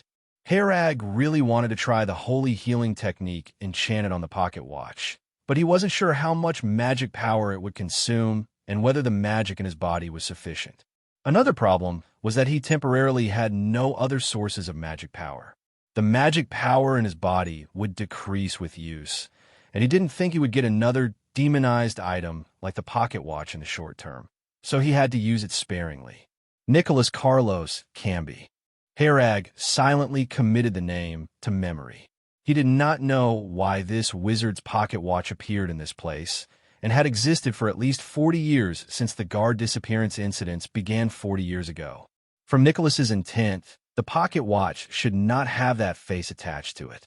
From Herag's perspective, that face looked more like it was residing on the pocket watch and had acquired some extraordinary power from it, leading to subsequent events. I just heard that scream again. It came from under the lake. I thought you were in trouble, Emile said. Herag shook the pocket watch a few times. That scream had no effect on me, so I dared to go down there. It seems the nasty thing on it is gone. This must be a treasure. Its intrinsic value alone is extraordinary. You better keep it safe, Emile praised. This thing must still be hiding many secrets. Herag hung the pocket watch around his neck and tucked it inside his clothes. The two of them gathered the scattered bones from the ground. Since it was impossible to tell which bone belonged to whom, they buried the bones and armor together. Those 5 missing guards finally had a resting place. By the time they finished, it was sunrise. The sun peeked over the snow mountains, its rays piercing through the darkness of the pumpkin farm, dispelling all gloom. When Herag returned to the farm, he saw Massimo standing at the gate, holding a broken lock, cursing, "Damn 2 brats. I gave you the keys." Emile could only bow his head and apologize, while Massimo muttered incessantly, "I didn't expect you to return." The others disappeared in the middle of the night and then vanished. Massimo said after tiring of his scolding, looking at the two with a peculiar gaze. "We found those 5 missing guards." Herag said as he approached. You found them. Massimo was very surprised. In a lake to the north, we've buried them in the woods by the lake, Emile said. Massimo looked nostalgic, as if recalling something. It's good that you found them, good that you found them. More than half a month passed, the weather grew colder, and the whole pumpkin farm was covered with white snow. A glance revealed a silvery scene. Herag walked through the forest covered with thick snow, holding a rabbit in his hand. There were few animals active in the winter. Hunting was difficult. Emile had been in a bad mood lately, often shutting himself in his room for an entire day. Herag knew the reason. Melissa's wedding date was fast approaching. When people in love can't be together, such things always leave one helpless. Herag was grateful he didn't have such troubles. He just wanted to return to the castle and find a way to connect with wizards. Since he could absorb and store magic, it showed he had the potential to become a wizard. Emile didn't have any information about wizards, so he could only ask Baron Buck when he returned. While Herag was thinking, he suddenly heard movement from afar and stopped to listen carefully. Horse hooves, quite a few people. His mind immediately went on alert as the sound came from the west, which was the direction of the Bayhad territory. Herag climbed to a high point, scanning the distance, and saw a fully armed group riding quickly along the mountain road at the foot of the mountain. This group was approaching fast, seemingly intending to cross the pumpkin farm and then advance over the Jade Mountain range to attack the castle. And a few days later was Melissa's wedding date. After confirming the situation, he immediately returned to the farm to inform Emile, as now only he and Emile had combat capability at the pumpkin farm. At the farm, Emile and Herag armed themselves completely. I originally thought Bahard had given up, but their invasion at this time means things are not that simple, Emile said in a deep voice. Herag brought 6 bags of arrows and said, Let's go. They probably didn't expect anyone to defend the pumpkin farm. We'll wipe out this group first and leave one alive for questioning. Let's go. Emile mounted his horse, eyes filled with a murderous aura. He had been in a bad mood lately, and these people seemingly aimed at Melissa fired him up even more. Herag and Emile quickly arrived at the Western Mountain Pass, the only path. They took the high ground, preparing to attack from above. Herag readied his fine steel bow, poised to strike. He had already returned old Henry's longbow, which was hung on the wall as before. However, he was the one maintaining the longbow now since old Henry was bedridden. This fine steel bow required great power to draw, and its lethality and range were incomparable to a wooden bow. 14 people in total, fully equipped, led by a knight-level warrior, with armor bearing the Simon family's crest. Herag assessed the enemy situation. An armed force from one territory entering another's fully prepared meant war, needing no other excuse. Once the group was within range, Herag held his fire, allowing them to come closer to prevent their escape. Once he determined it was close enough, he fired the first arrow. The arrow whistled sharply through the air. Its speed pierced through one person's throat, continuing unabated, and embedded deeply in a tree, carrying blood. Ambush! The group didn't panic. They dismounted and sought cover quickly. Herag kept his fine steel bow drawn, using Shenlong assistance. Hiding was futile as long as the target wasn't in a dead angle. Herag saw someone lying in the grass, with a pile of stones in front of the grass. He smiled and pulled the bowstring, and Shenlong's assist aiming shows that he could shoot the person's head through the gap in the stones. There was another swoosh, and the person on the ground twitched once, and then went silent. Someone else was crouching below, but a little bit of their head was sticking out. Herag found a right angle and directly scored a headshot, with red and white splattering everywhere. After continuously shooting and killing 4 people, the remaining 9 all hid in the dead angles, not daring to make sound. The intel said there was no one here. Why is there a divine archer? Someone angrily scolded the person who did the intelligence work. Now they were completely pinned by Herag, and no one dared to move. They didn't move, but that didn't mean Herag wouldn't. Shenlong quickly calculated another perfect sniping point, and Emile continued to guard the mountain pass, while Herag quietly shifted his position. Herag transformed into Grim Reaper, taking another life with an arrow. "He's over there. Be careful." Someone immediately gave out the intel, and then he was shot through the throat with an arrow. The leading knight saw the situation was bad, gritted his teeth, and explosively retreated at high speed. He thought his speed was so fast that Herag shouldn't be able to aim at him. Herag saw this scene and loaded 3 arrows on the fine steel bow. These 3 arrows, once shot, sealed off all his possible spaces to dodge, ensuring certain death.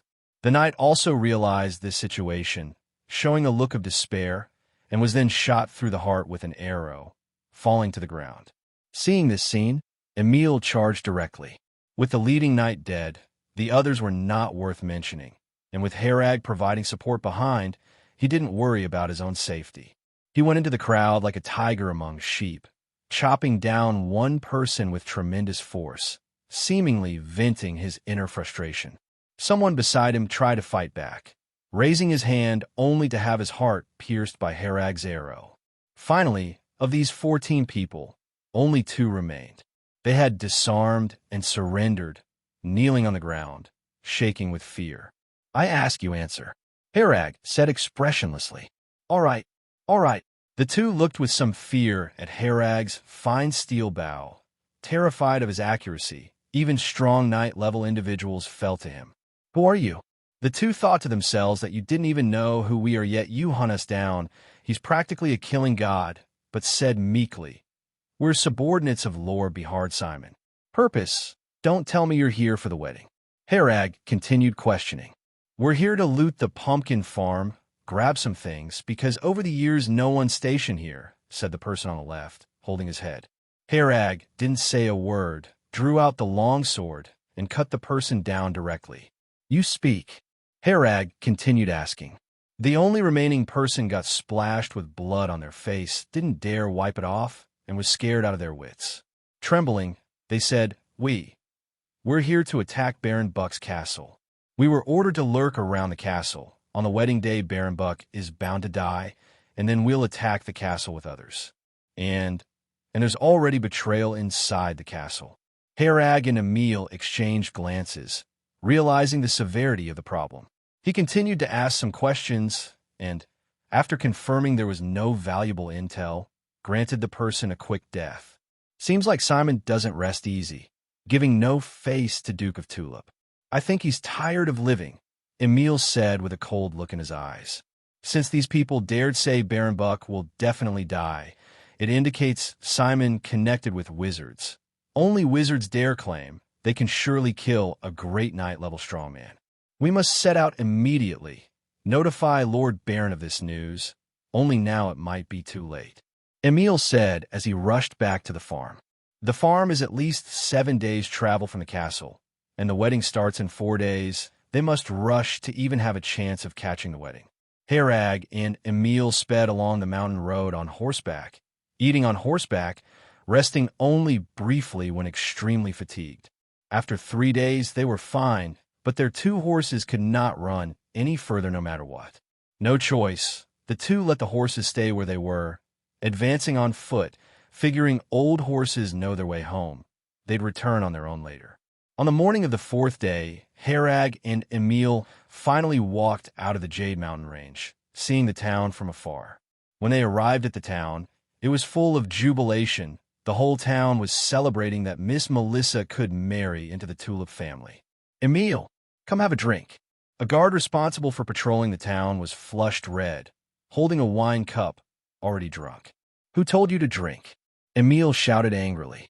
The drunken guard said, "Housekeeper Ivan said we could drink, and even specially provided us with good wine, saying today is Miss Melissa's wedding day.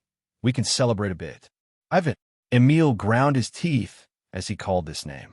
Ivan has worked at the castle for many years, having long served Baron Buck, usually keeping a low profile, always quietly handling affairs. Seems now that this housekeeper Ivan is highly suspect. "The guard's issues are not his to meddle with," Herag said. "The housekeeper only handles internal affairs. He has no authority over guards." Emile said with a deep voice, "Guards on duty absolutely can't drink. It's a strict rule. Ivan cannot not know this." Usually Ivan wouldn't concern himself with guard matters. He's likely the traitor, and perhaps not the only one. When the two reached the castle, even the guards at the entrance had all drunk a bit, all saying it was provided by housekeeper Ivan. The banquet inside the castle had already begun. This was the bride's gratitude banquet, and the Duke of Tulip's side only sent a housekeeper as a representative to attend. The spacious square was filled with tables, covered with all kinds of delicacies and wines. The middle was cleared, and there were several dancers performing. Baron Buck and Melissa sat on a high platform, with Baron Buck chatting and laughing with the housekeeper from the Duke of Tulip's family. Melissa looked melancholy, eating nothing. When the bedraggled Harag and Emile appeared on the square, they attracted all eyes. Melissa immediately spotted Emile, her melancholy eyes suddenly filled with brilliance, tenderly crying out, "Emile!" Baron Buck saw Emile's stern face and questioned him, "Why have you returned?" Emile went to the front of the platform and knelt on one knee. "Please forgive my rudeness, Lord Baron. Harag and I eliminated a wave of Bayad territory intruders 3 days ago at the Pumpkin Farm. Based on the intel from captured individuals, they intend to act against you today, and there's traitors within the castle.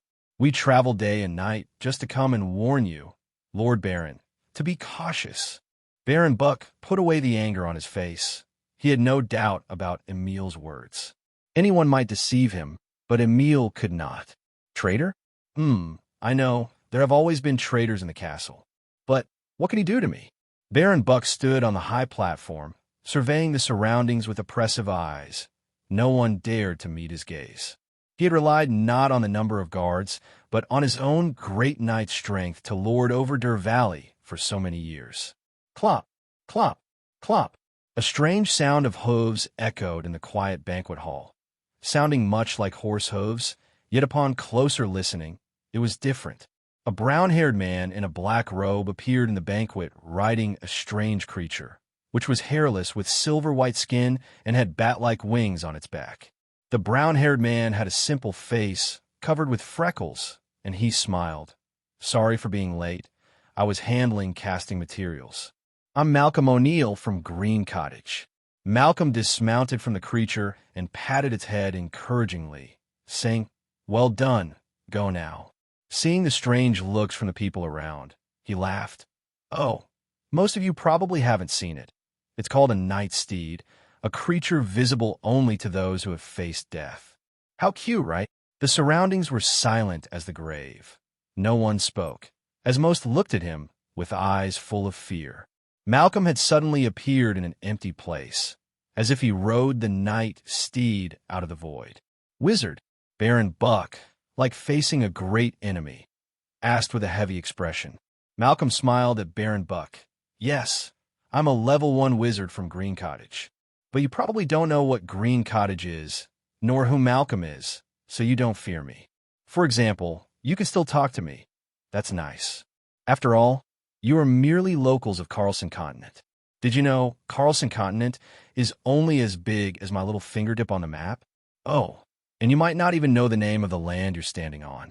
I'm telling you these things, but business is urgent." As he spoke, he rubbed 2 fingers on his left hand, producing a transparent crystal ball. "You are Buck Salera, right?" Malcolm asked courteously. Baron Buck remained composed and replied, "That's me." "Oh, good." Malcolm nodded, awkwardly rubbing his head. "I'm sorry, but I'm commissioned to exterminate your entire family. So sorry."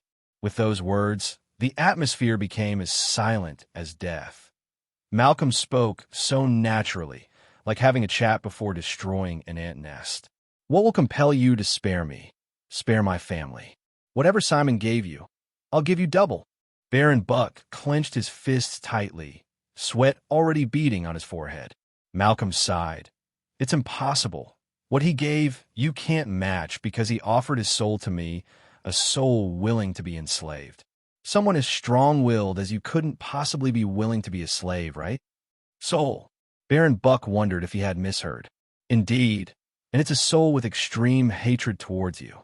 Such a soul is excellent casting material, and fortunately, it allows me to test if my spell model is flawless." Malcolm said excitedly, gesturing enthusiastically. No one dared to interrupt him. Even the birds in the surrounding woods halted their calls. After his excitement subsided, Malcolm looked around, somewhat embarrassed. "Ah, I spoke too much again, delaying the time. My apologies. Shall we begin, Mr. Buck? I won't sit idly by waiting to die." Buck drew his long sword and struck first. That strike was a full effort from a great knight. Harag, by merely using his eyes, couldn't grasp Buck's drawing and striking movements. If he were facing that strike, even with Shinlan's warning, he wouldn't react in time. The speed was simply too fast. However, after Buck rushed forward, he remained frozen in mid-air with his striking posture unchanged, even his expression fixed. Malcolm shrugged, spread his hands, and the crystal ball floated to Buck's face. Then he said, "Savages are always so rude, impulsive. Although time is limited, I must introduce my spell to you. Bloodline Curse, which can wipe out all those within 3 generations related by blood to the target. My spell requires the target's entire blood and a soul that harbors extreme hatred for the target, willing to sign a soul contract with me. All these conditions are indispensable, and I hadn't expected to meet these criteria so quickly. Initially, when Simon approached me with the token, I thought of dismissing him casually. Unexpectedly, he harbored such deep hatred towards you, perfect for completing my spell experiment. So here I am. Now let's begin." Malcolm spread his hands, muttering softly. The crystal ball spun rapidly, then ceased moving. Baron Buck's mouth opened, but his appearance was odd, as if something forced his mouth open. "Warning! Strong magical source detected." In Harag's eyes, the situation grew increasingly terrifying. Malcolm was engulfed in immense magic power, his entire being wrapped in a massive amount of magic. The crystal ball extended a magic-formed pillar directly into Baron Buck's mouth. Soon after, Buck's entire blood began rushing through the magically formed tube towards the crystal ball. The transparent crystal ball quickly turned red as Buck's blood continuously streamed into it. The crystal ball appeared small, but seemed eternally unfillable, taking in as much blood as available. The once burly Buck soon turned into skin and bones, shrinking significantly. The scene intensely impacted everyone present. Only then did the crowd begin to scream and flee, enveloped in overwhelming terror. Too naive. We were too naive. Harag, watching the scene before him, suddenly found everything experienced before laughably absurd. Baron Buck thought an alliance with the Duke of Tulip could save him from this disaster. But to a wizard, perhaps even the king is but an ant. Who would care about an ant's views? "My lord Baron." Emile's anger overshadowed his fear as he drew his long sword intending to charge forward. Melissa, on the high platform, also wanted to rush out to embrace her father, but she fell to the ground due to weak legs. "Too noisy. Quiet down, Knertmans." Malcolm muttered a spell in an unknown language, and everyone present was frozen in place, unable to speak or move. He said with some dissatisfaction, "Magic is the most perfect art, and watching an artistic performance requires silence."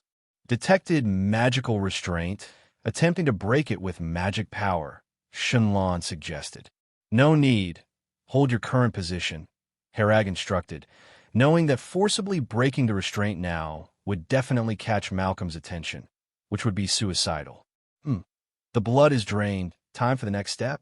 Baron Buck, suspended in midair, fell to the ground, a pile of flesh and bones barely recognizable as human. Malcolm then took out a test tube and, removing the cork, let a shadow squeeze out.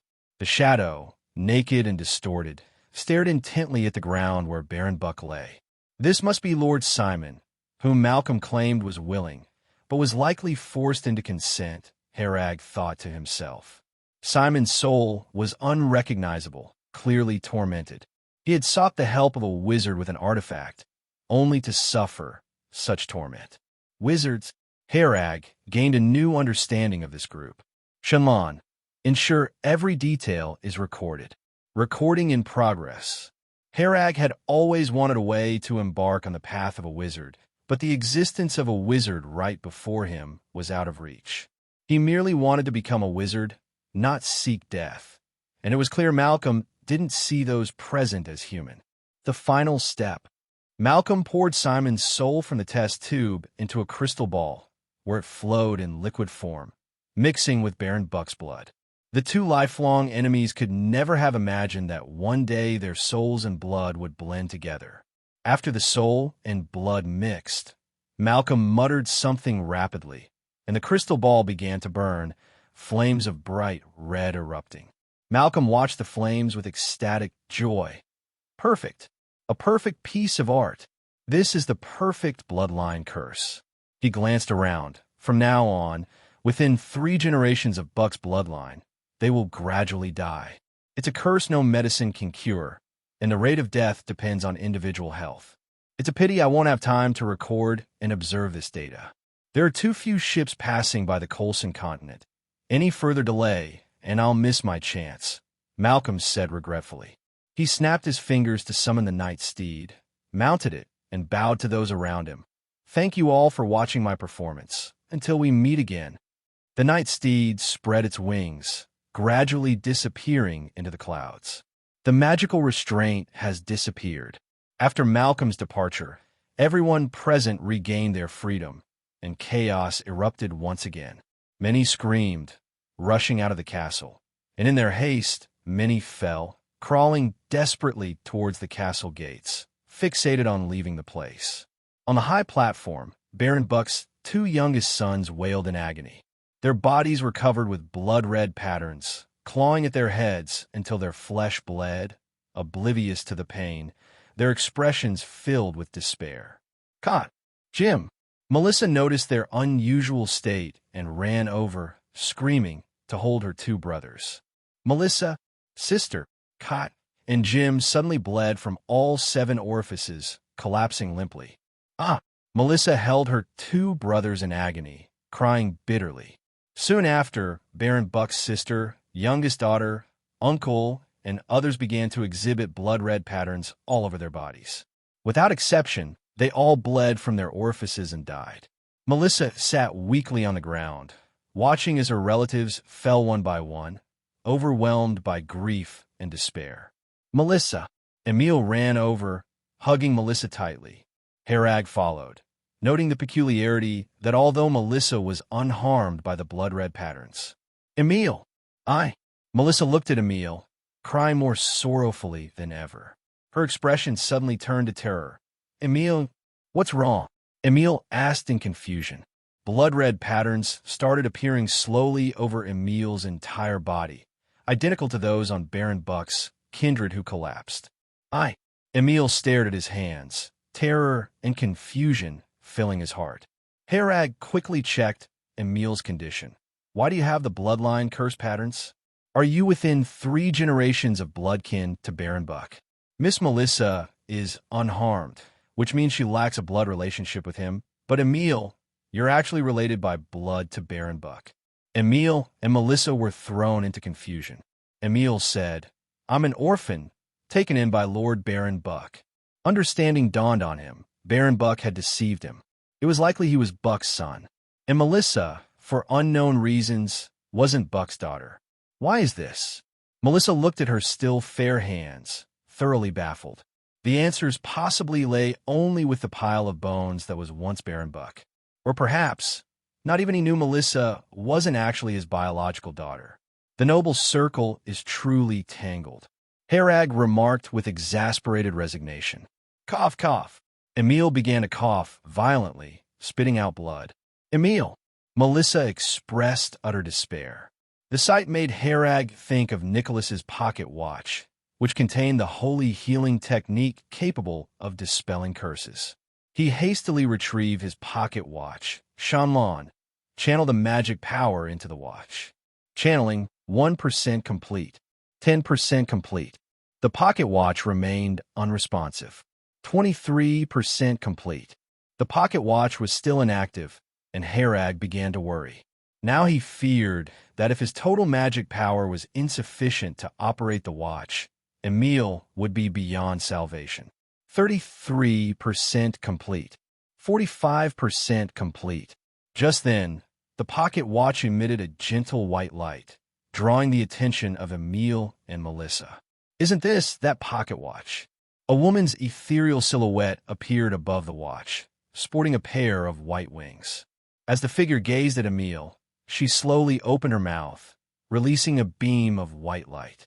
The light dispersed into a white mist, drifting onto Emile and merging into his body. The blood-red patterns covering Emile's body began to fade, growing lighter until they vanished entirely. The silhouette on the watch gradually dissipated as well. Harag put away the pocket watch. This holy healing technique was even more powerful than he imagined. Such a terrifying bloodline curse was actually dispelled as well. Casting the holy healing technique once consumed 45% of his magic power, and he had just enough left in his body to cast it one more time. Emile thought he was sure to die. Harag explained, "There is a spell on this pocket watch that can just dispel the curse." "I see. It seems that magic isn't entirely that horrible." Emile's mood had not yet recovered. Everything he had just experienced was enough to cast a shadow over his life. There was almost no one around anymore, only a ground full of corpses. Other parts of the castle were very chaotic, with shouts of killing and cries. A tree falls and the monkeys scatter.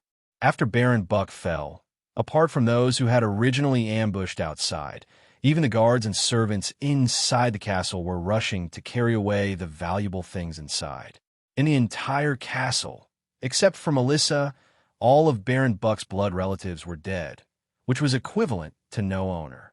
And Melissa was still in immense grief now, and it was unclear if she could ever recover in this lifetime. "Melissa, let's bury Lord Baron and the others first." Emile composed himself and decided not to bother about the others. The dead were already gone, and treasures were not important. The most important thing now was to comfort Melissa. "I'll go check on old Henry, and I'll come find you later." After Harag greeted them, he went to the back garden. The situation was so chaotic now, old Henry couldn't move, and Harag was afraid he might encounter danger. Along the way, Harag met many frantic people. Not a few guards had bars of gold and pearl necklaces held in their arms, and they glanced at Harag guiltily. Seeing Harag saying nothing, they hurriedly ran off with their heads down. "Oh, no!" As Harag passed by a room, he discovered a guard inside raping a maid. The maid's clothes were already torn to pieces. "You looked down on me before. You even rejected me when I pursued you." The guard's face was full of malice. Harag silently took down the longbow from his back and shot an arrow through the window, taking the guard's life. The maid, gasping for breath, looked towards the window, only to see the back of Harag leaving. The room filled with a strong scent of blood, and the maid clutched her chest and fled. The guard lay on his back in a pool of blood. Such scenes were happening all over the castle, a complete chaos. On the path to the back garden, Harag also saw a guard's corpse, with some pearls scattered beside it, indicating a fight over property. In the back garden, a person hurried out, and when Harag looked closely, it was Mary who took care of old Henry. "Mary!" Harag shouted. Mary shuddered in fright, looking even more alarmed when she saw Harag. She turned and fled. An old lady like her couldn't outrun Harag. It only took him 2 steps to catch up with her. "Why are you running? Where is old Henry?" Harag demanded. Mary's eyes were shifty, not daring to look at Harag. He fell asleep. "Asleep? Come with me to check." Harag grabbed Mary's neck and walked her towards the back garden. Inside the house, the bough still hung on the wall, and old Henry lay on the bed, looking indeed as if he were asleep. A cup of wine was placed beside the bed, seemingly the wine given out today. As Harag approached, he realized old Henry was already without breath. "How did he die?" Harag asked. Mary stammered nervously. "He had a cup of wedding wine this morning, and then he fell asleep. I didn't pay it any mind. Later on, when chaos erupted in the castle, I went to call him and found out he had already passed away." Shenlong, detect the cause of death. Detection complete. Natural death, no possibility of murder. Harag felt somewhat relieved. At least he passed away without pain. "You may go." Harag released Mary. Mary backed away while constantly watching Harag, afraid he'd suddenly start killing. Outside, many footsteps were approaching, along with a voice Harag found somewhat familiar. Melissa isn't dead. I don't know why she survived. Come on. I'll lead the way. She's currently only with Emile. Master David, tonight you can lay your enemy's daughter under you. Housekeeper Ivan's voice. Harag climbed onto the back garden roof and observed. Ivan, with a fawning expression, followed behind a young blond man, and behind them was a team of fully armed men. Among this group were a full 4 Knight-level experts. Harag quickly reached the banquet square via the rooftops. Emile and Melissa had just finished tending to their dead kin. Emile, Ivan is bringing. Harag relayed what he had seen. David, that should be Simon's eldest son. I'm going to kill him. Melissa said, emotionally charged. Emile held her and said, You hide first, Harag, and I will handle this. Melissa surprisingly calmed down. I'll wait for you. She knew she couldn't be of any help and forced herself to stay composed. Harag leaped onto the rooftop, finding a suitable sniping position. Emile hit atop another roof, ready to react to the situation. David led a group swaggering in, his face filled with pride. With Baron Buck, the great knight, dead, he thought no one could threaten him. Our families have fought for over 100 years, and in the end, we have won. Ha ha ha. David couldn't help but laugh. They had sacrificed only one person, but on Buck's side, it was utter annihilation. Harag was concealed on a distant rooftop, his bowstring taut. The arrow glimmers with cold light. To be safe, he even poison-coated the arrow. The arrow whistled out. David, who was still laughing, was completely unaware of the impending danger. The knight behind him sensed some danger, but couldn't pinpoint its origin. The knight raised his hand, intending to warn David. Master! An arrow pierced through David's throat, blood splattering. Master! The 4 knights quickly surrounded and protected David. But at this point, it was too late. David pointed at the sky, unable to utter a word before collapsing. Ugh! Housekeeper Ivan clutched his throat in horror, blood bubbling from his mouth, and he fell too. Hey, cover! Someone shouted. The crowd began to disperse, each seeking shelter. It was at this moment that Emile descended from the rooftop, with Harag providing long-range support. They were already very familiar with this coordination. With Harag's 100% accurate archery, combined with Emile's extremely powerful melee ability, this group was completely outmatched. Just 10 minutes later, Harag put away the fine steel bow and joined Emile in cleaning up the battlefield, ensuring none remained who hadn't been fully dealt with. Captain Emile! Guard Jimmy rushed over with 8 others. The group was covered in blood, and some were injured, appearing to have just been through a fierce battle. Harag asked, You didn't leave? Jimmy laughed. We're not like those heartless folks. Just took out some of Bahard's men. We have nowhere else to go. Might as well continue following Captain Emile.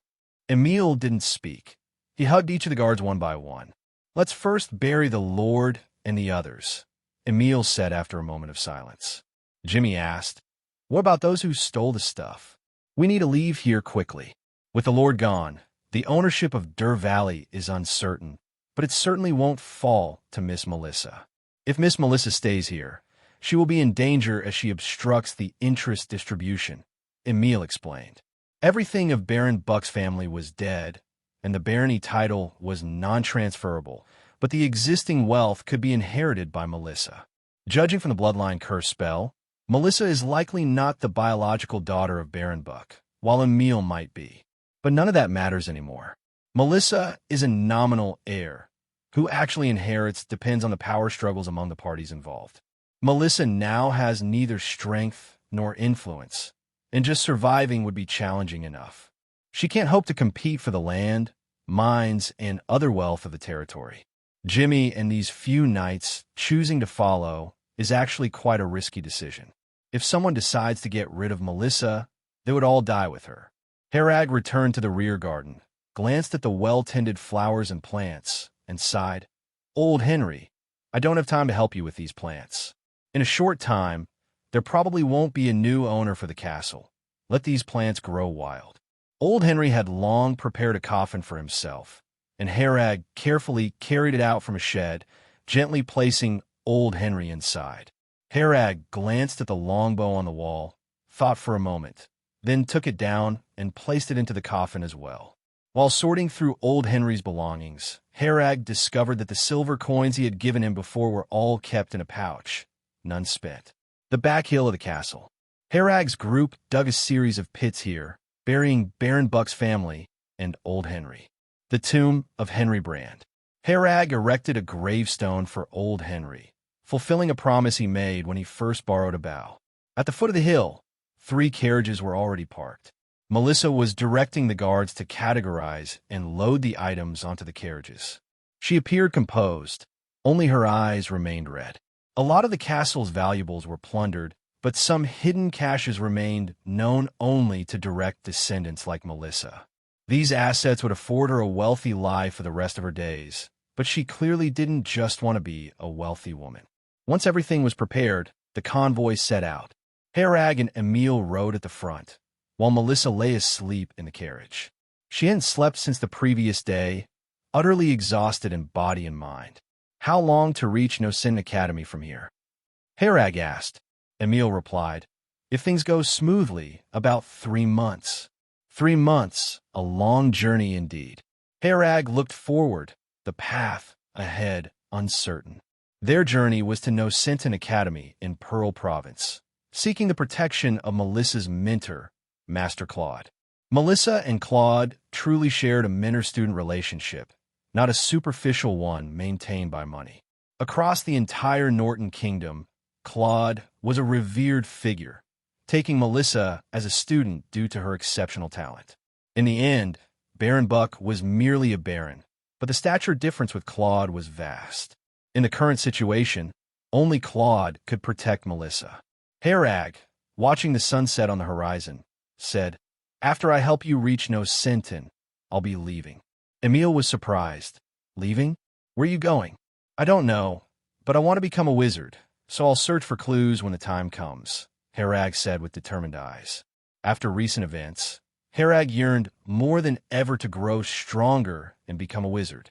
He didn't want his fate controlled by others. Even the great knight of Baron Buck was powerless against a wizard. Herag would never forget Malcolm's gaze on everyone that day. It was as if looking at insects. Then you could ask Master Claude when the time comes. He's the most learned person in the Norton Kingdom, Emile suggested.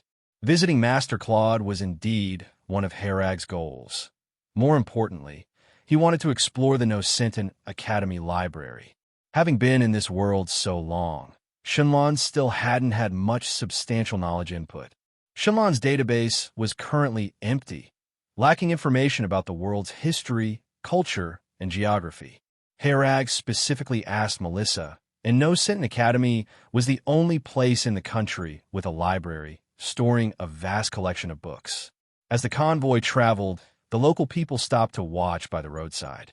Some put their fists over their hearts, soon followed by everyone doing the same, seeing off Melissa's convoy. The events at the castle were no secret. Melissa had become the sole survivor. When Baron Buck was alive, he wasn't harsh to the people in the territory, at least ensuring none would starve to death. With the Lord now dead, the future leadership was uncertain. Whether it would be better than Baron Buck was also unknown. Initially, Jimmy and his companions had composed themselves, but witnessing this scene brought inevitable sadness to their hearts. This was the place where they grew up. Leaving this time most likely meant not returning. Melissa grew increasingly calm these days, but anyone could see she was holding back a fire, likely wanting to restore the family's glory. She didn't care whether she was Baron Buck's biological child. It didn't matter. She would always be part of the Sarah family. Half a month later, deep in the night, the convoy camped overnight in an open area. Herag lay on a haystack, gazing at the sky. As long as the sky was clear, the stars could be seen at night. The countless stars never ceased to amaze him. He lay there for a while, unable to sleep, so he took out a pocket watch to play with.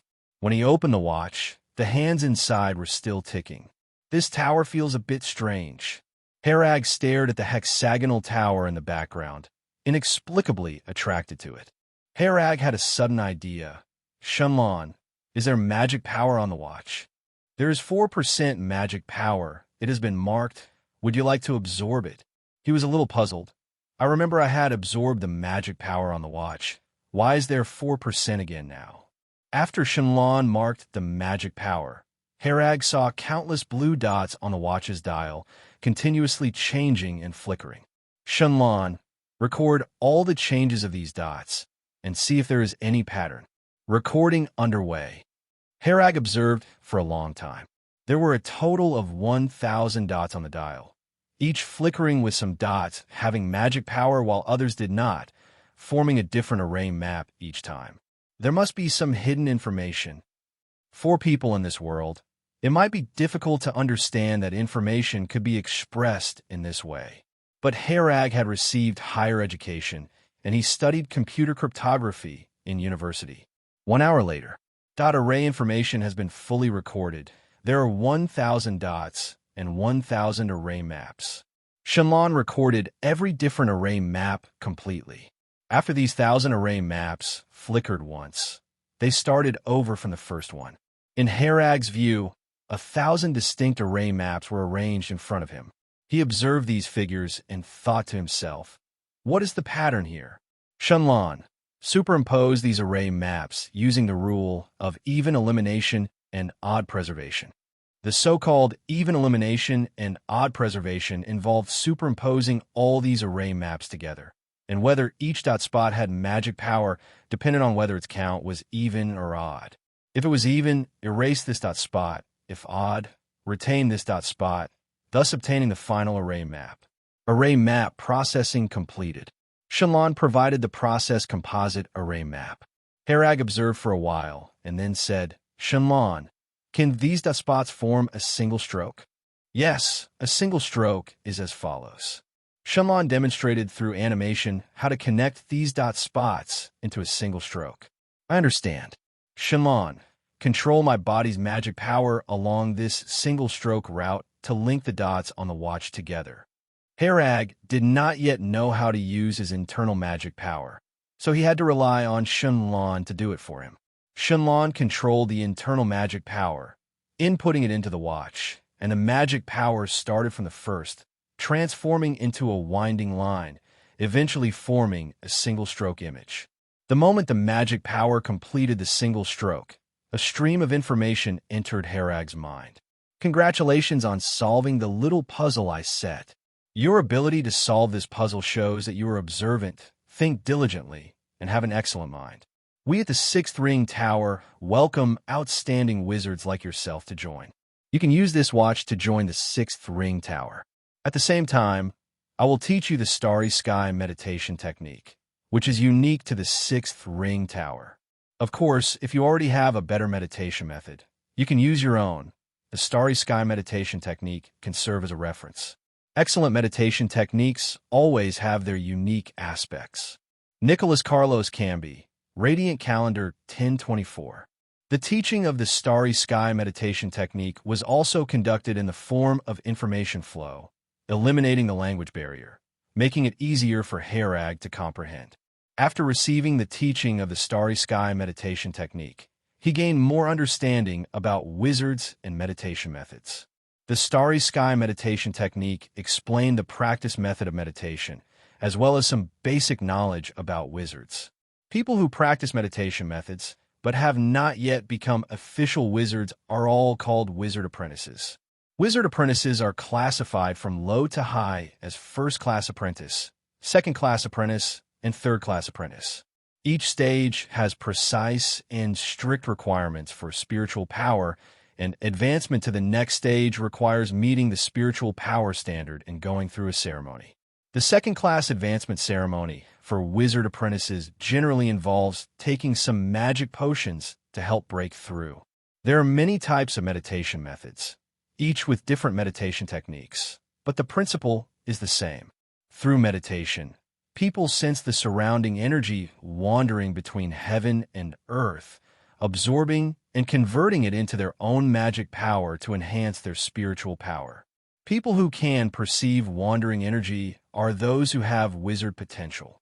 When Harag first encountered unknown radiation energy, Shenlong had hinted that it was compatible with his constitution. It was just that at that time, Herag did not understand how to absorb and utilize these energies, so he had Shenlong handle it. There are varying levels of wizard potential. The difference is that those with high potential absorb faster, use more efficiently, and practice quicker. Those with low potential often remain stuck at the first-class apprentice stage due to inefficient absorption and utilization, leading to slow spiritual power growth. Herag did not know his potential, as he did not have the means to test it, nor did he have any standards for reference. Thinking about this now is meaningless. Better to try this starry sky meditation technique first. The meditation technique of the starry sky meditation technique is quite special, where the meditator needs to look up at the starry sky, find a star at random, and then observe and meditate, materializing this star in their mind. Once the meditation on a star is completed, one can be considered to have started, thus stepping onto the threshold of a first-class apprentice. The starry sky meditation technique has an extremely high upper limit, theoretically possessing infinite improvement potential. The more stars you can meditate, the stronger your spiritual power will be. When a number of meditated stars reaches a certain level, the stars will form a star map with additional effects. But that is not something Herag needs to worry about now. What Herag needs now is to complete the meditation of the first star, then this star will become his source of magic power, allowing him to draw magic power from it during daily meditation. Herag Merlin. Power 2.0, Agility 1.6, Constitution 2.2, Spirit 2.5, Magic Power 55%. Herag once again looked at the attribute panel, finally understanding the role of spiritual power. If he considered himself a container of magic power, spiritual power determined the size of this container. The higher the spiritual power, the more magic power can be stored and utilized, also impacting casting speed, magic strength, etc.